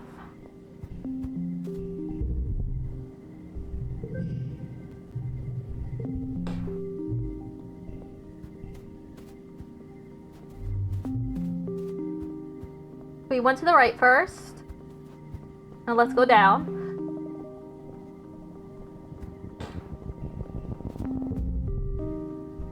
Walk through the dust.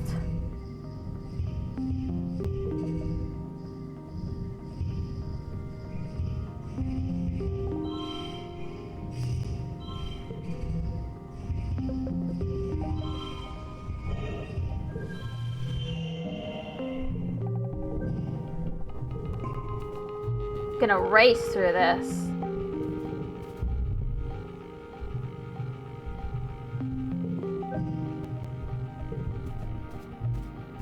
Another log.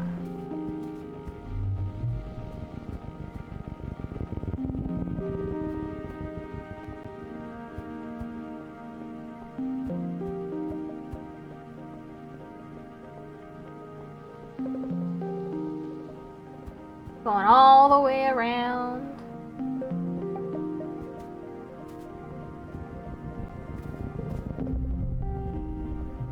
Sneak past him.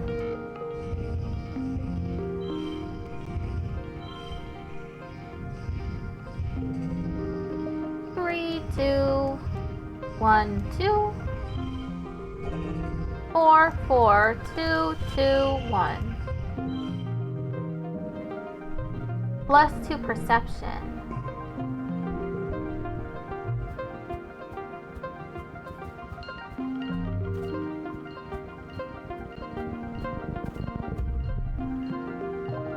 Bravely continue on.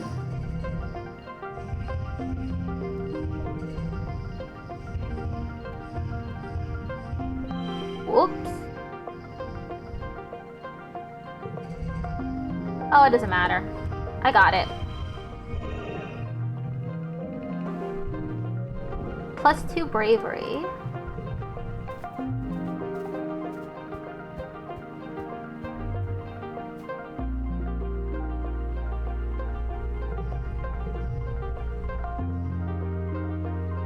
Tony.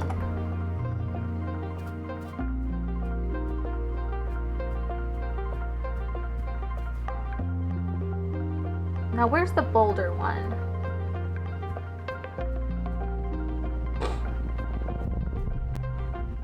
Ooh. Milk the float cow. My animals is at 5. Pop the float cow.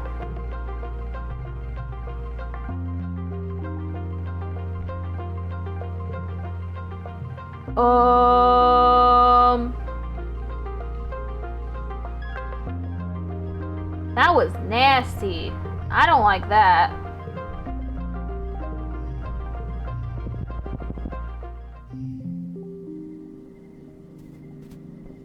Wait, did I load my autosave or?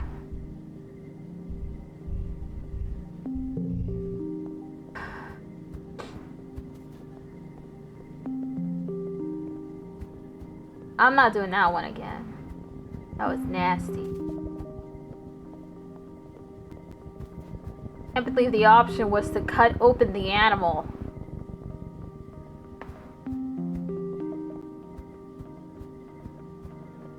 It immediately made me wince. Cringe.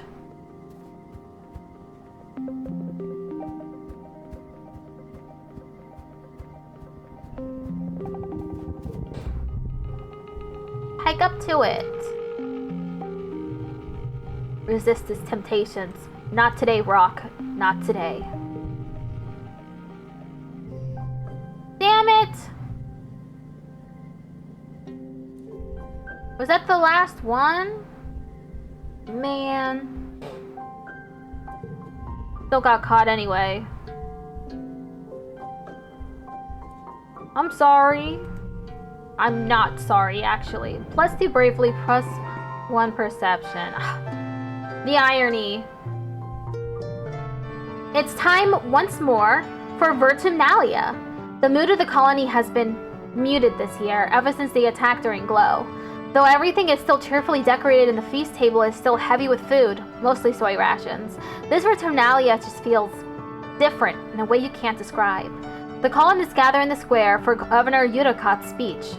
What a year Vertumna has given us, the governor begins in her weedy voice.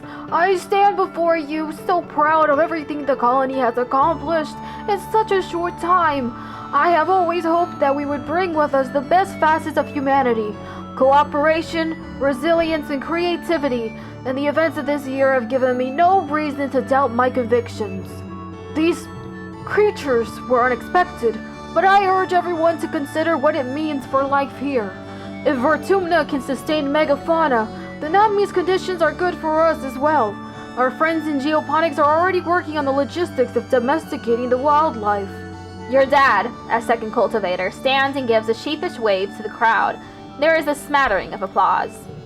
Mars elbows you. Hey, she whispers, did you hear? My dad says Udicot's gonna announce the depot's open to the public. You shoot her a questioning look and she rolls her eyes. You know, shopping? Somewhere to spend all the kudos we've been saving up? There's gonna be candy and toys and makeup and nice smelling soap, not the boring kind in the communal showers. You know the concept of shopping. They do it in the holovids from Earth, especially the ones Mars likes, but you've never actually done it. The colony provides everything you need, but it would be nice to buy yourself a treat. My dad's give me an allowance. Mars says, shooting you a look of pity. It's too bad your parents make you work for yours. You and Mars tune back into the speeches just as Utica, as predicted, announces the opening of the general store at the depot. Mars gives you a knowing look as she claps. Utica gestures for the council members to stand. Finally, the council remains unchanged from last year. We are, as always, proud to serve you and the colony as your government. The music starts up as Governor Utica finishes. Thank you all for your hard work and your perseverance this year, she says over the ruckus. Together we build the future. The crowd disperses and sets up for the annual Vertumnalia Games. Just like last year, there's a talent show, a science fair, and a bot wrestling. Now with an obstacle course. Which ones do you participate in this year? Why not bot wrestling? Anemone and Cal join you for the bot wrestling biathlon. So called because Comb has added a hologram obstacle course this year. Competitors will each get a turn to wrestle a hydraulic bot, trying to keep it closed for as long as possible. This time, though, all competitors will first have to sprint across the festive grounds, dodging and leaping over obstacles. Each obstacle triggered will subtract from your time. Start the biathlon. I'm gonna lose.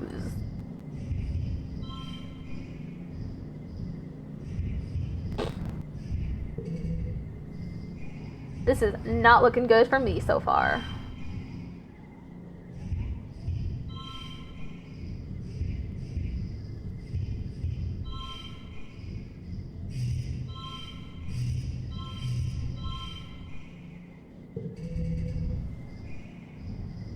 Damn.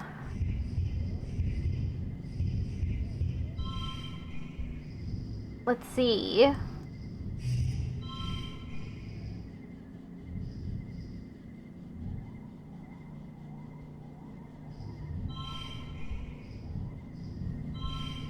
Oh, I can't push through it all, huh?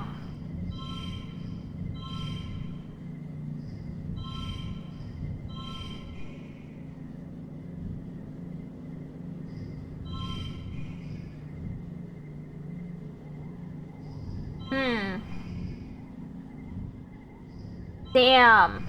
Fucked me up.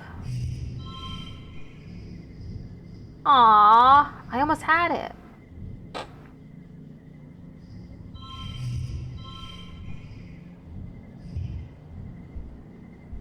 I was so close. Did you see that?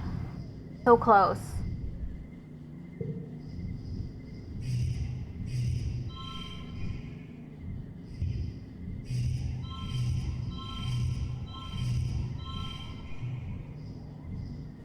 Give up. Defeated!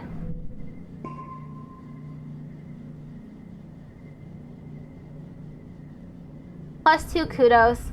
Oof! You really weren't prepared for those obstacles. In the end, even Cal has a better time than you. Not that he cares, of course. He just wanted to have fun. He helps you dust yourself off after the bot throws you to the dirt. Anemone wins by a large margin. She does a victory dance on top of the bot, cheering until Calm grabs her around the waist and carries her around on his shoulders. After the festivities are over, everyone takes time off for a much-needed break. Mars organizes a water fight that takes over the whole colony, even the adults. It brightens everyone's spirits, even in the thick heat of dust. You end up on top of the western wall with Dis, launching water-filled pushrooms down on an unsuspecting Anemone in the sports ball court below. What? The wall seemed like a neat place to hang out and relax. Place to hang out and relax. Much quieter than the lounge if you're looking for some solitude.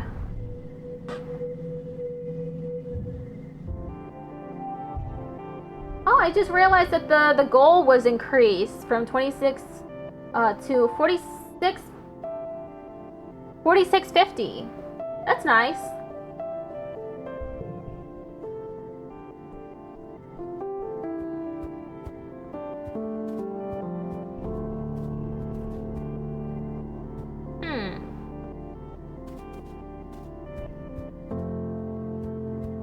Animals is so low. I need to get my animals up. Defense training. I think I'll go and outside. Sneak out.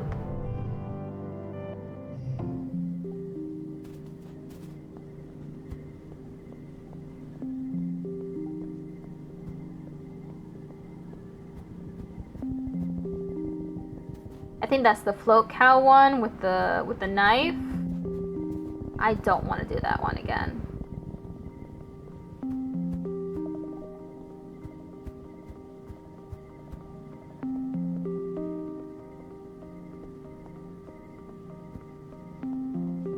This might end up being a bad decision because it doesn't seem like there's anything left for me to do.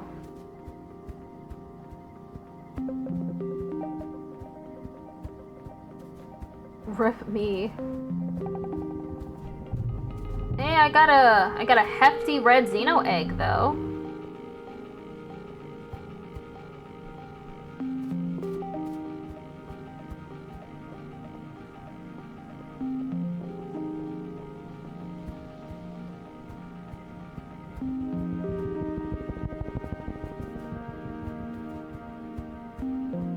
Okay, I'll check to see if this is... No!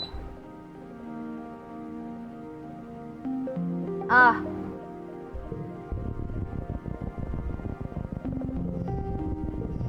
I'll reload. 819, 817?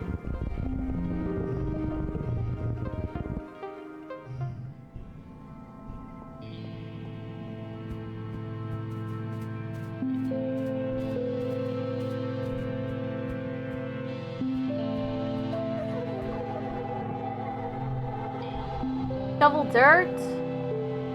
No.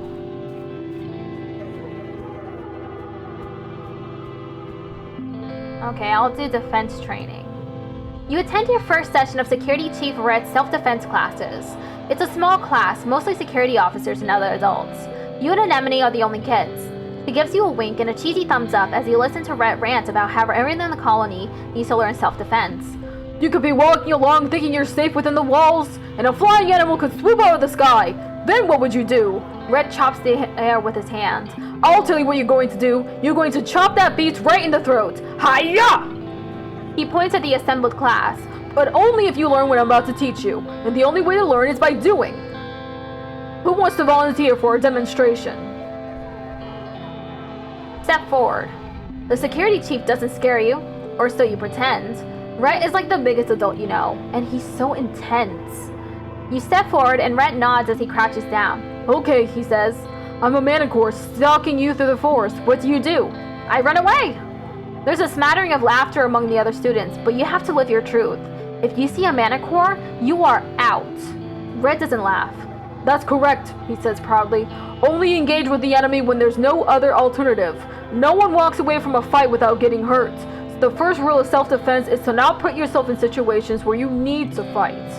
Once you've learned situational awareness, we'll move on to hand-to-hand self-defense, drawing on a variety of martial arts. Only when I'm confident that you're ready will we advance to weapons. There aren't that many weapons in the colony, mostly stun gloves and batons with a few plas rifles. You hope you don't have to use them, but it'll be good to know how. Get to work.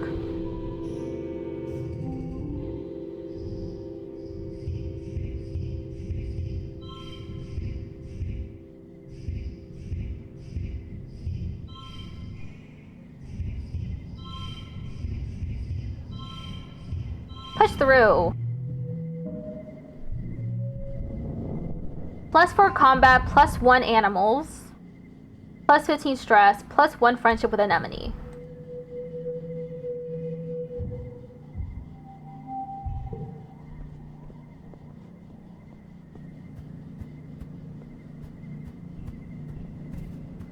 Is that it? Oh! Mars! You know, Goobs, you're all right. Mars says as you approach. You blink at her, trying to figure out what she means. You're an alright what? At your stunned silence, Mars laughs and tosses her hair over her shoulder. You're all right, she repeats. You actually have good taste, unlike all those other nullheads. Ever since we landed, it's been help with this, Mars, and don't waste resources on that, Mars. It's boring. At least you understand the importance of sophistication. You shoot the breeze with Mars a bit longer. At some point, Dis skulks out of the living quarters and has to pass by you both, clearly trying not to draw your attention. Where is he going now? Mars mutters to you, then raises her voice so Dis can hear. Try not to get eaten by aliens, she calls out to Dis. If you die out there, they can't use your body for fertilizer. Don't be a waste. Shut up, Mars. Dis is cool. She likes the fact that we stood up to her.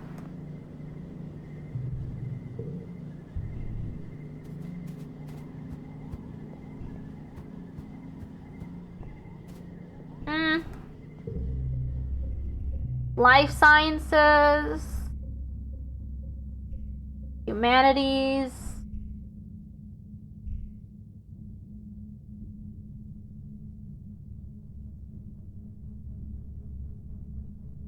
reasoning is at 17 out of 100. Let's do life sciences again. This week in biology class, you're learning about predators and prey. Professor Hal brings up a picture of a hopeye on the holo projector and asks, who can tell me what special thing hopeyes do when they see a predator? Tang's hand shoots up. They hop away very quickly. That's why we call it a hopeye. Hal nods. That's true, but that's what I was getting at. Tang stammers and looks upset, like she can't believe she got something wrong. Hal scans the class again. Anyone else? Goobs? They thump on the ground to warn others. You've seen hopeyes out in the wild, and you know they're very communal animals. One wouldn't run away without warning the others first. Then they all hop away very quickly. That's right, Hal smiles. Goob sounds like they might have met one before. Tang gives you an appraising look. Maybe she didn't expect this from you. Maybe.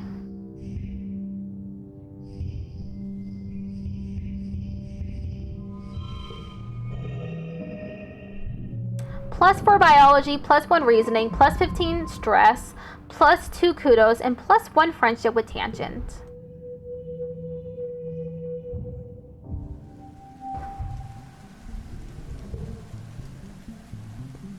It's raining.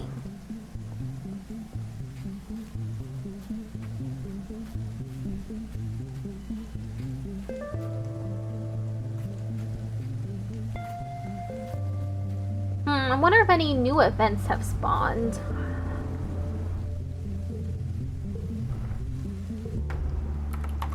Before. What I'm calling that one.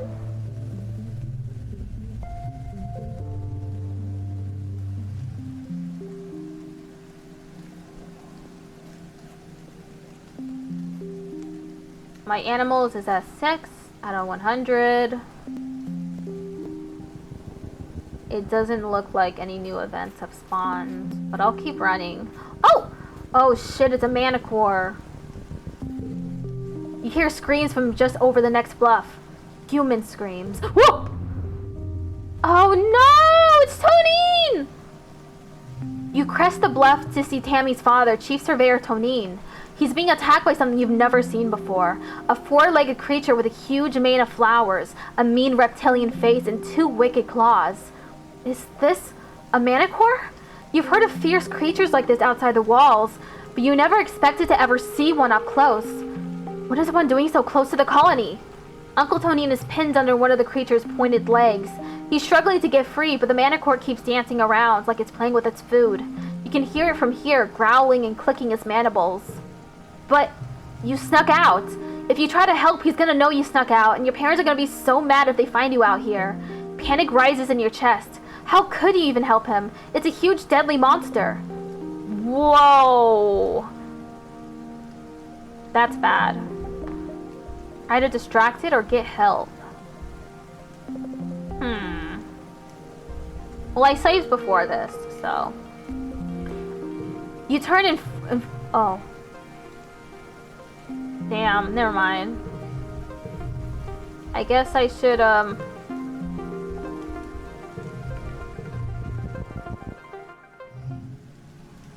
I guess I should try and distract it.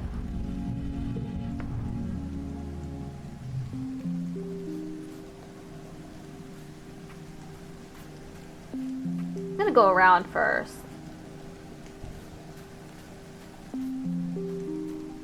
See if I can find anything new before I do that whole mess. Just in case I can get my builds up. real quick.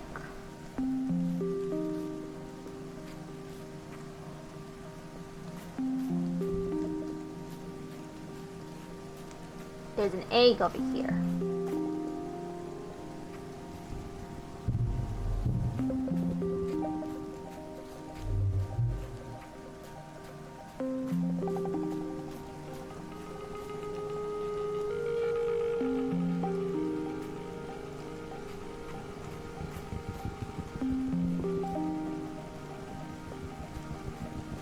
Okay, and now there's the manicore.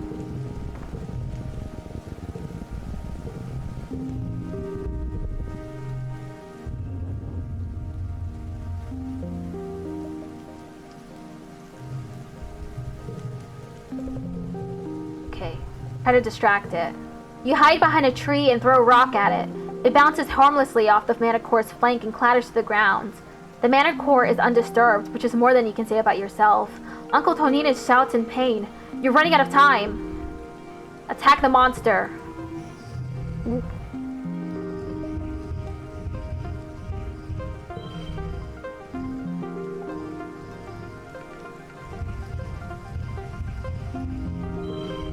Ah! I believe we just saved Tonin's life.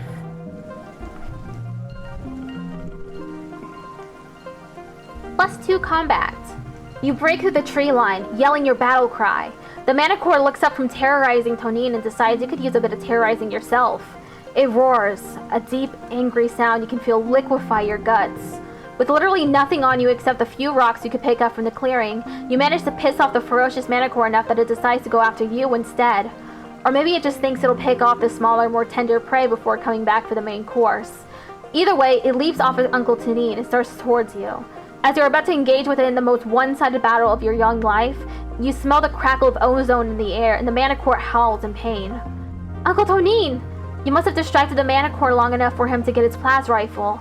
The manicore turns and flees, and you run over to Uncle Tonin's side. Goobs, he gasps. I don't know why you're out here, but I'm glad to see you. Together you manage to limp him back to the gates. He'll be fine after an afternoon in a medbed, which is a relief, but you're even more relieved when you don't get in trouble for sneaking out. You don't know what he told your mother, but it was a miracle that you weren't grounded for life. Go home. Oh! We've saved Tammy and Uncle Tonin. I think the next one is Professor Hal. Chief Surveyor Tonin has come to your quarters to personally thank you for saving him from the manicore. Ever since he returned, Tammy's barely left him out of her sight. She stammers out her thanks as well. If it weren't for you, she'd be an orphan. They both owe you a great debt. I'm stepping down as Chief Surveyor, Uncle Tonin says. I think it's about time I take up a job inside the colony walls. I wasn't built for life outside a ship, I think. He squeezes Tammy's hand. Someone like Utopia has the youthful reflexes to stay safe out there in the jungle. She'll do great out there as the new Chief Surveyor. For that matter, so would you, he continues. I know you weren't supposed to be out there, but I would have died if you weren't. That has to count for something. When Utopia offers you a spot in expeditions, you should take her up on it. You'd have done the same. Tammy presents you with a basket of cookies. She's written thank you on each one in flowery writing. Tonin holds his hand up, brushing you off. It was important to me, he says. Because of you, I'll be around to see my little girl grow up. Oh yeah, we did it.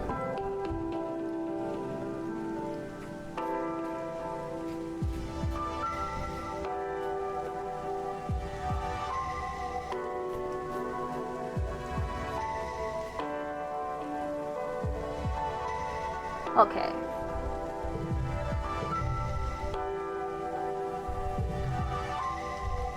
After. Sneak out! Okay, let's see if there's anything else for us to do.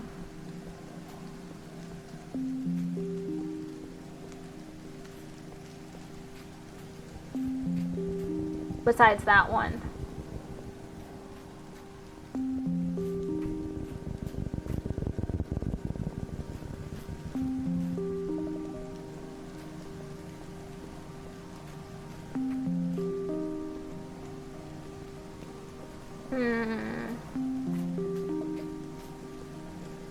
Doesn't seem like there's anything else we can do so far.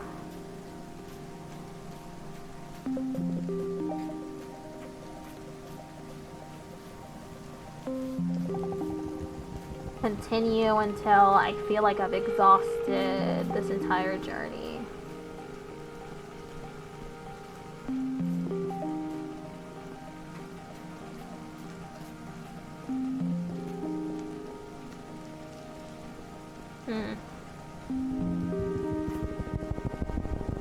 Okay, yeah, I'll go back.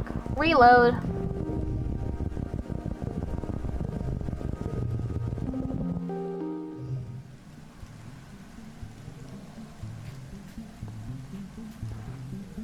Oh, a log.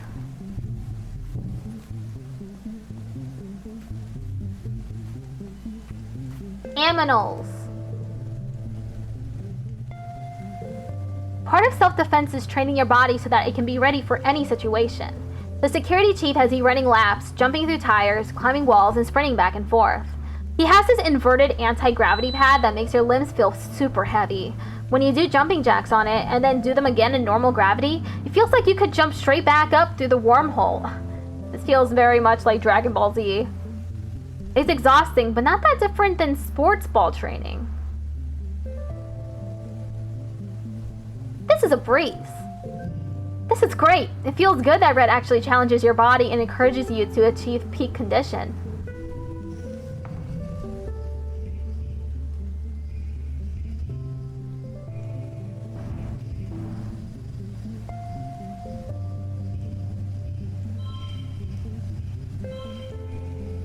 Damn. Okay, got it. +1 animals. +4 combat, +15 stress, +1 friendship with anemone.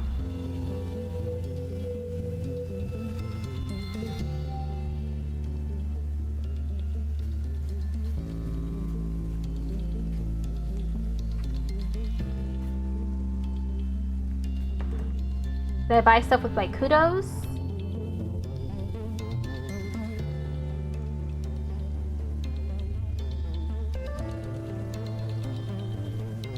+5 animals.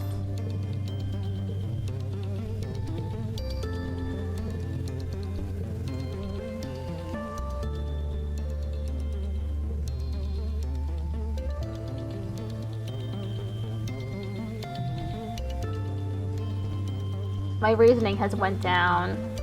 That's okay because I got my animals up.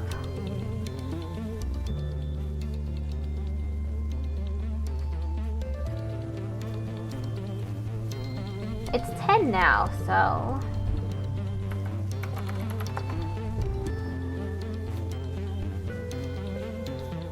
I can complete the last event. Oh shoot, never mind. Too tired. Let's hang out on the walls.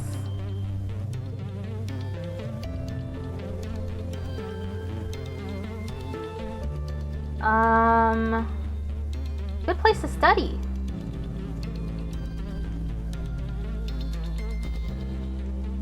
Sure, there's plenty of room. Yay! Hanging out with this!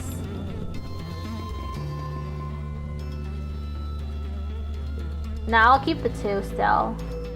It's still useful. And it's glow.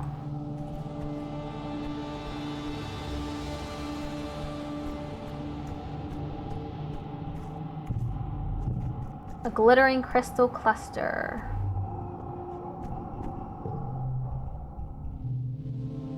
I thought I already did this.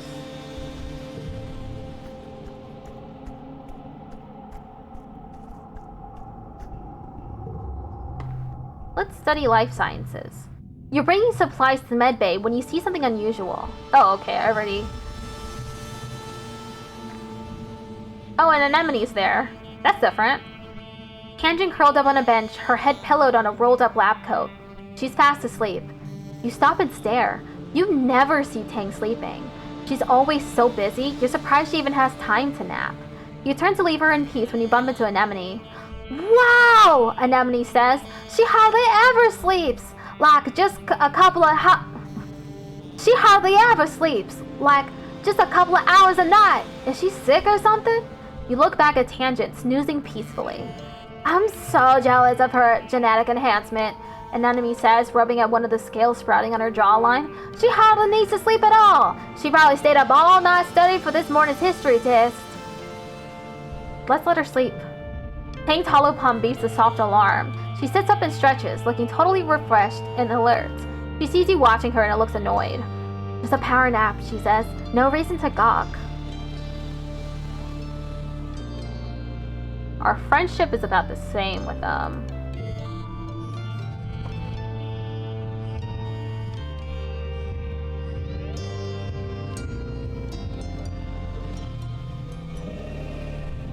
+4 biology, +1 reasoning, +15 stress, -2 kudos, +1 friendship with Tangent. It's been a quiet glow, but the grim, surreal darkness of the season reminds you of last year's violence. As the month wears on, you overhear arguments at dinner, adults worrying that an attack is still coming, and others who think the first one was a fluke. Surveyors mention seeing new tracks in the forest, but are shushed so people don't panic. The gates are closed. You drill emergency procedures, filing soundlessly from the classroom to the creche to hide under tables, waiting for the sirens to call the all clear. You drill and prepare and worry, but nothing happens.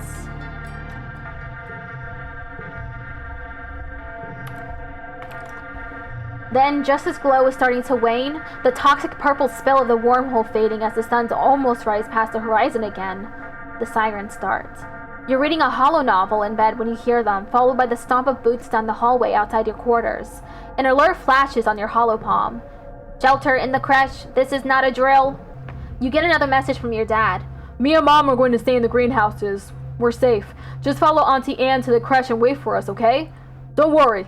We're way more prepared than we were last year. Love you. Stay safe. You could go to the creche where you belong, or you could follow the security guards and see what's happening at the gates. Just as you peek your head out your door, you're struck by a horrible premonition. Someone's in danger in engineering. You blink and shake your head, but the feeling persists. Go to engineering. You don't know what compels you to go to engineering. It's nowhere near the walls, and the corridors are quiet as you approach. You burst into the classroom to find Professor Hall, cornered by a small, chittering thing. It's moving too fast to tell what it is. Every time Hal tries to get around it to flee, it climbs up the walls and keeps jumping at him. He's fending it off with a tablet, but he's getting tired. As you watch, the thing leaps at his throat and it tears a chunk out of him. Hal screams in pain and crumples to the ground. You must gasp because the thing turns to you and lunges. Defend yourself! Fuck. That's a big goal.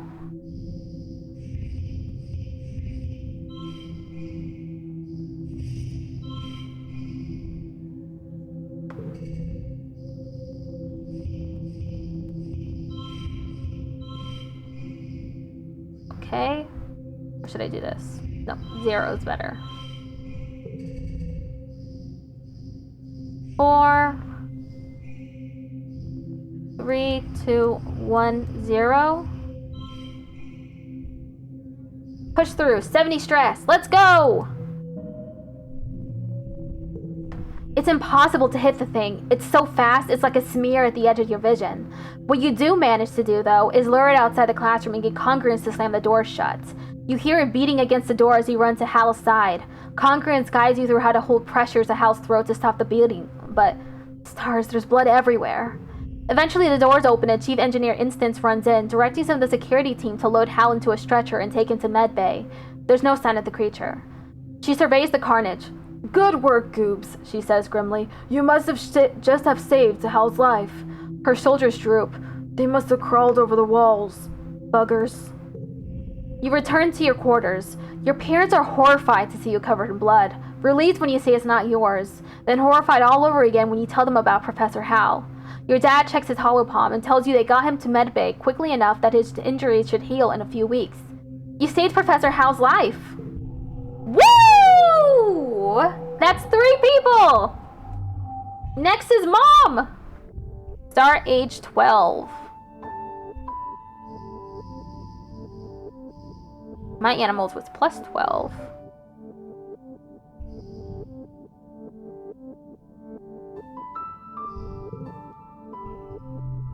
Tangent is standing still with her face held up to the sky, letting blue snowflakes land on her cheeks. They melt almost immediately. She doesn't move as you approach. After a minute, she winces and rubs her eyes. It stings, she says, because it's made of acid. Acid snow? I've read this before.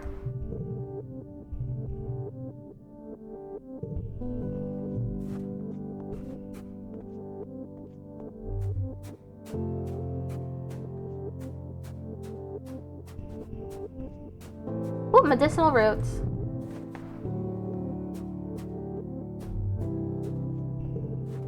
I guess I should give this to Tangent, because I already gave one to Dis.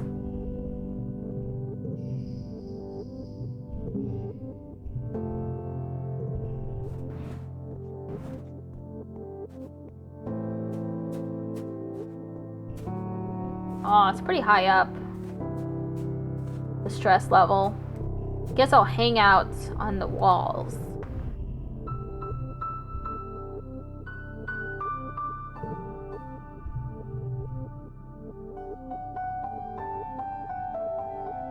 Most of the time you're alone up here except the occasional passing guard, but sometimes you're joined by Dis. He barely looks up at you as you plop down and kick your feet through the railing and over the edge. He looks like he's doodling on his holopad. You see all sorts of plants, mushrooms, little creatures with too many eyes or too many legs. He has a selection of plant samples at his side, like artist paintbrushes laid out on a towel. He must be quite the junior botanist. He's not drawing plants right now, though. He's actually drawing a person, and not anyone you recognize from the colony. They have long, dark hair and a pointed face, and are covered from neck to toe in floaty black robes. They look neat. You wonder if they're Dis's original character or something, like his super cool goth self-insert. That looks nice. Dis smiles shyly, but doesn't look away from his drawing. Thanks, he mumbles. I'm not very good at drawing him yet. Forget first words. You wake up from your latest recurring dream, a monster crushing the colony gates and stampeding through the square. You try different strategies every night. This time you ran away from it and hid. It worked out a lot better than the dreams where you try to fight it. When you wake up, there are tears drying on your face. It felt real enough that, for a moment, you just lie in bed with your eyes closed and try to calm your breathing. You blurrily rub your eyes and... Surprise! Oh, it's your birthday! Your dad leaps onto your bed and gives you a big cuddle. Happy birthday, little tomato head! 12 years old! Wow, can you believe it? No, your mom answers for you, laughing as she hands you your presents. It was just yesterday Antecedent was showing me how to change your diaper. Because it's your birthday, your parents have brought in food from the canteen so you can all eat together on your bed. As you stuff your face with savory tofu chunks, you open your presents. Which one is your favorite? A stuffed xenofauna from your dad. I taught this nano printer the pattern based off of pictures from expeditions, your dad says, watching you play with it. They called it a Spectroraptor, he continues. See, it looks like it's wearing glasses on top of its 5 eyes. They said that because its lenses are outside of its eyeballs. Isn't that wild? Nothing like that on Earth. As your dad clears away the wrapping paper and the dishes from breakfast, your mom folds her hands on the table and gives you a serious look. Uh-oh. So, she says, we've been here 2 years now. I know your dad and I have always said you're in charge of your schedule, but we've been keeping an eye on you. A loving eye, your dad interjects, stuffing wrapping paper into the recycler pickup bin. A trusting, gentle eye. Professor Howell tells us you're trying hard in school, your mom continues. That's great. Your dad and I are really proud of you. Working might seem fun and grown up when you're a kid, but if you want to do more than manual labor, you'll need some book smarts too. Your dad joins you again. So, it's time to start thinking about how you're going to contribute to the colony when you're older. At the look on your face, he laughs. Don't worry, we're not gonna make you get a job right now. We're just asking, what do you want to be when you grow up?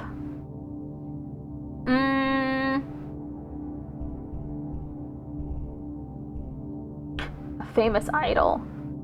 I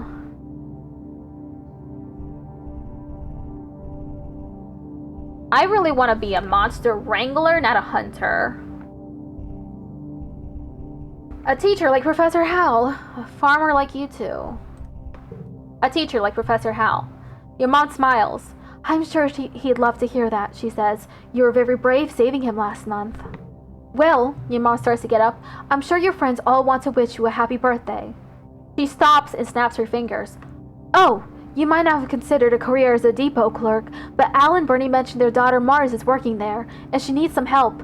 Now that people can freely order luxuries, it's pretty busy there. Sure beats shoveling dirt, your dad laughs. If you don't take that job, you tell Mars I'll be right there. Your mom rolls her eyes and smiles.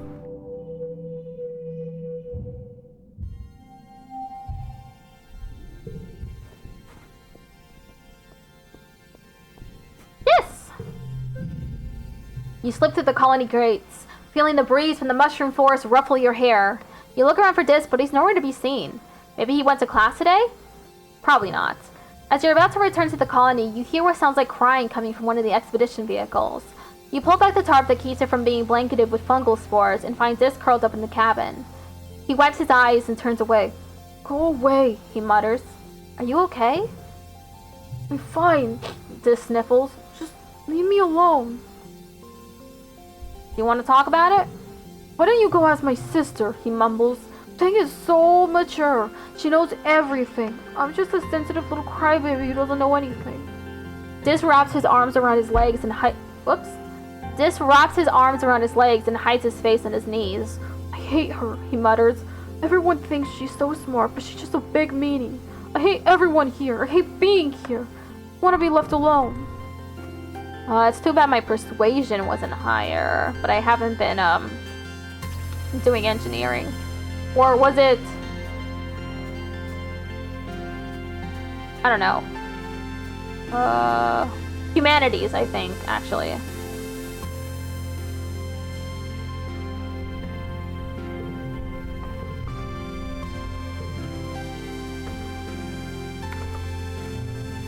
Venturing out!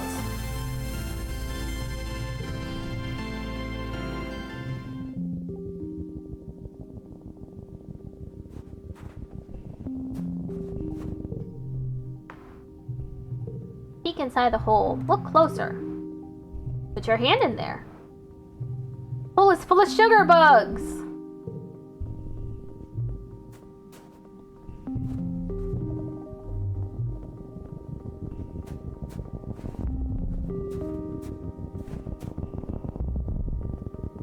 I'll go this way.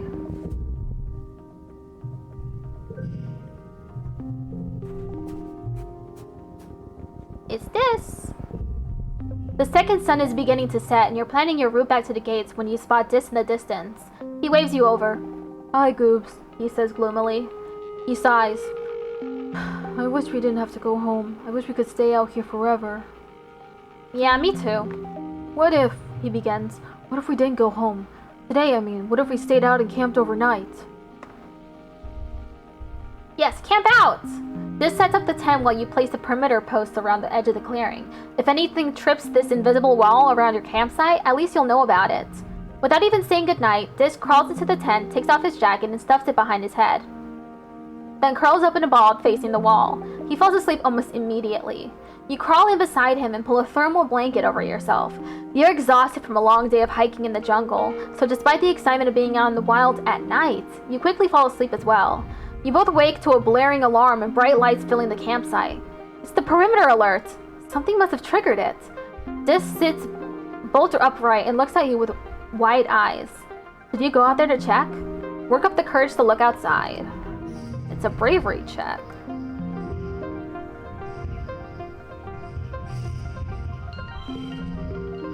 Four, 4, 4, 3. 2, 2, 2, 2, 2. Super goal! -2 kudos, +2 bravery. You both carefully open the door and peek out through a crack. Nothing. Whatever it was, the lights and noise must have scared it off. The sun is almost up, and you are definitely not getting back to sleep after that, so the two of you eat soy rations and quietly watch the sunrise over the jungle together. When the surveyors open the gates and start prepping for the day, you pack up your gear and go home. You expect the worst, but nobody even noticed you were gone. You left the privacy curtain on your bedclothes, and your parents must have come in late and left early, thinking you were asleep there the whole time. You're lucky, but it also makes you feel a bit sad.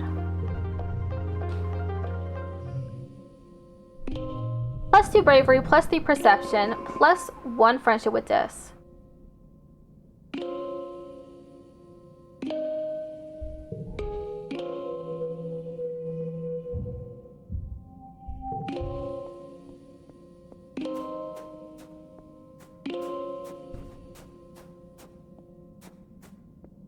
Okay, I'm gonna go back.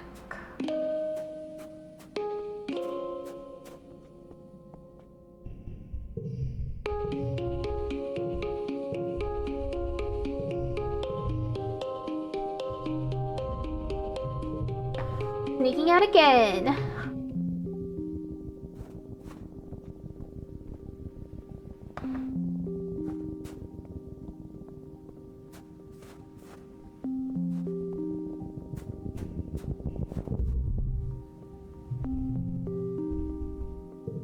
You fearlessly dive in, digging with your gloved hands. Turns out it's just a pile of snow, nothing more.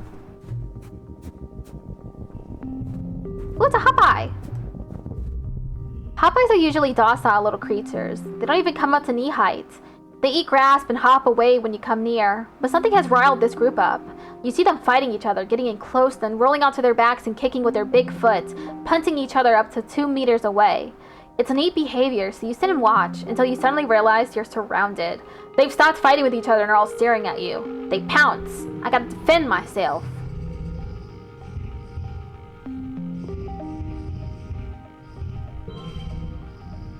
Four, 2,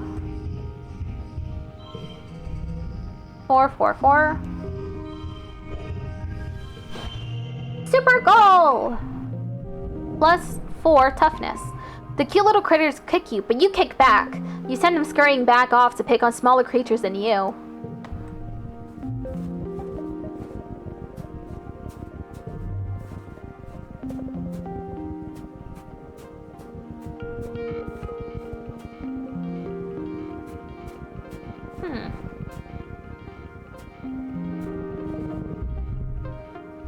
Bravely jump over the stream.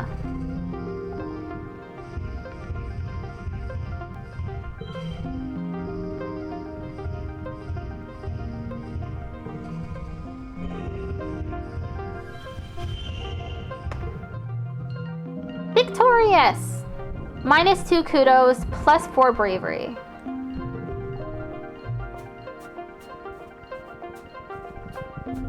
Oh, some more Hopeyes. You spot a group of Hopeyes playing in a clearing. They let you get pretty close to watch them chatter to each other and rub their noses. They're all friends, just like people, but they hop away if you get too close. Walk through their territory.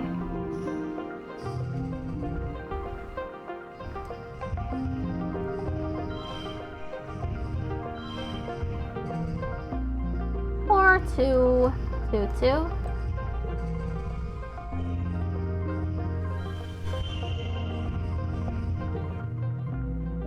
Okay, 3 minutes left in the stream. +4 animals! The Hopeyes are wary at first, but you crouch down and copy their cute little squeaking noises. You bounce towards them, and amazingly, they don't hop away. You play with the Hopeyes for a few minutes before moving on. Cute little guys.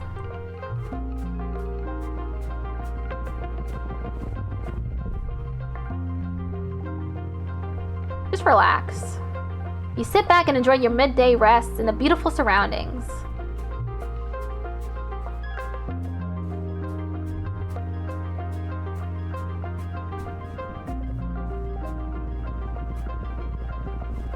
Maybe over here?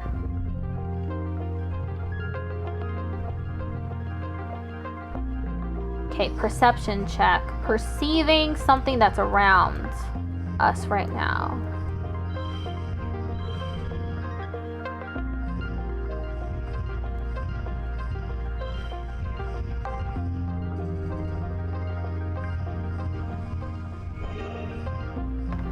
Super goal! +4 perception.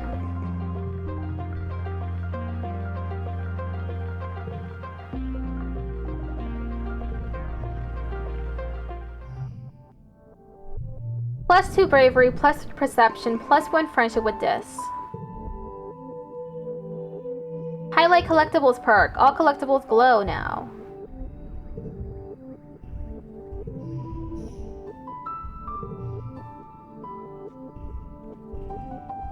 Now that's the end of the stream.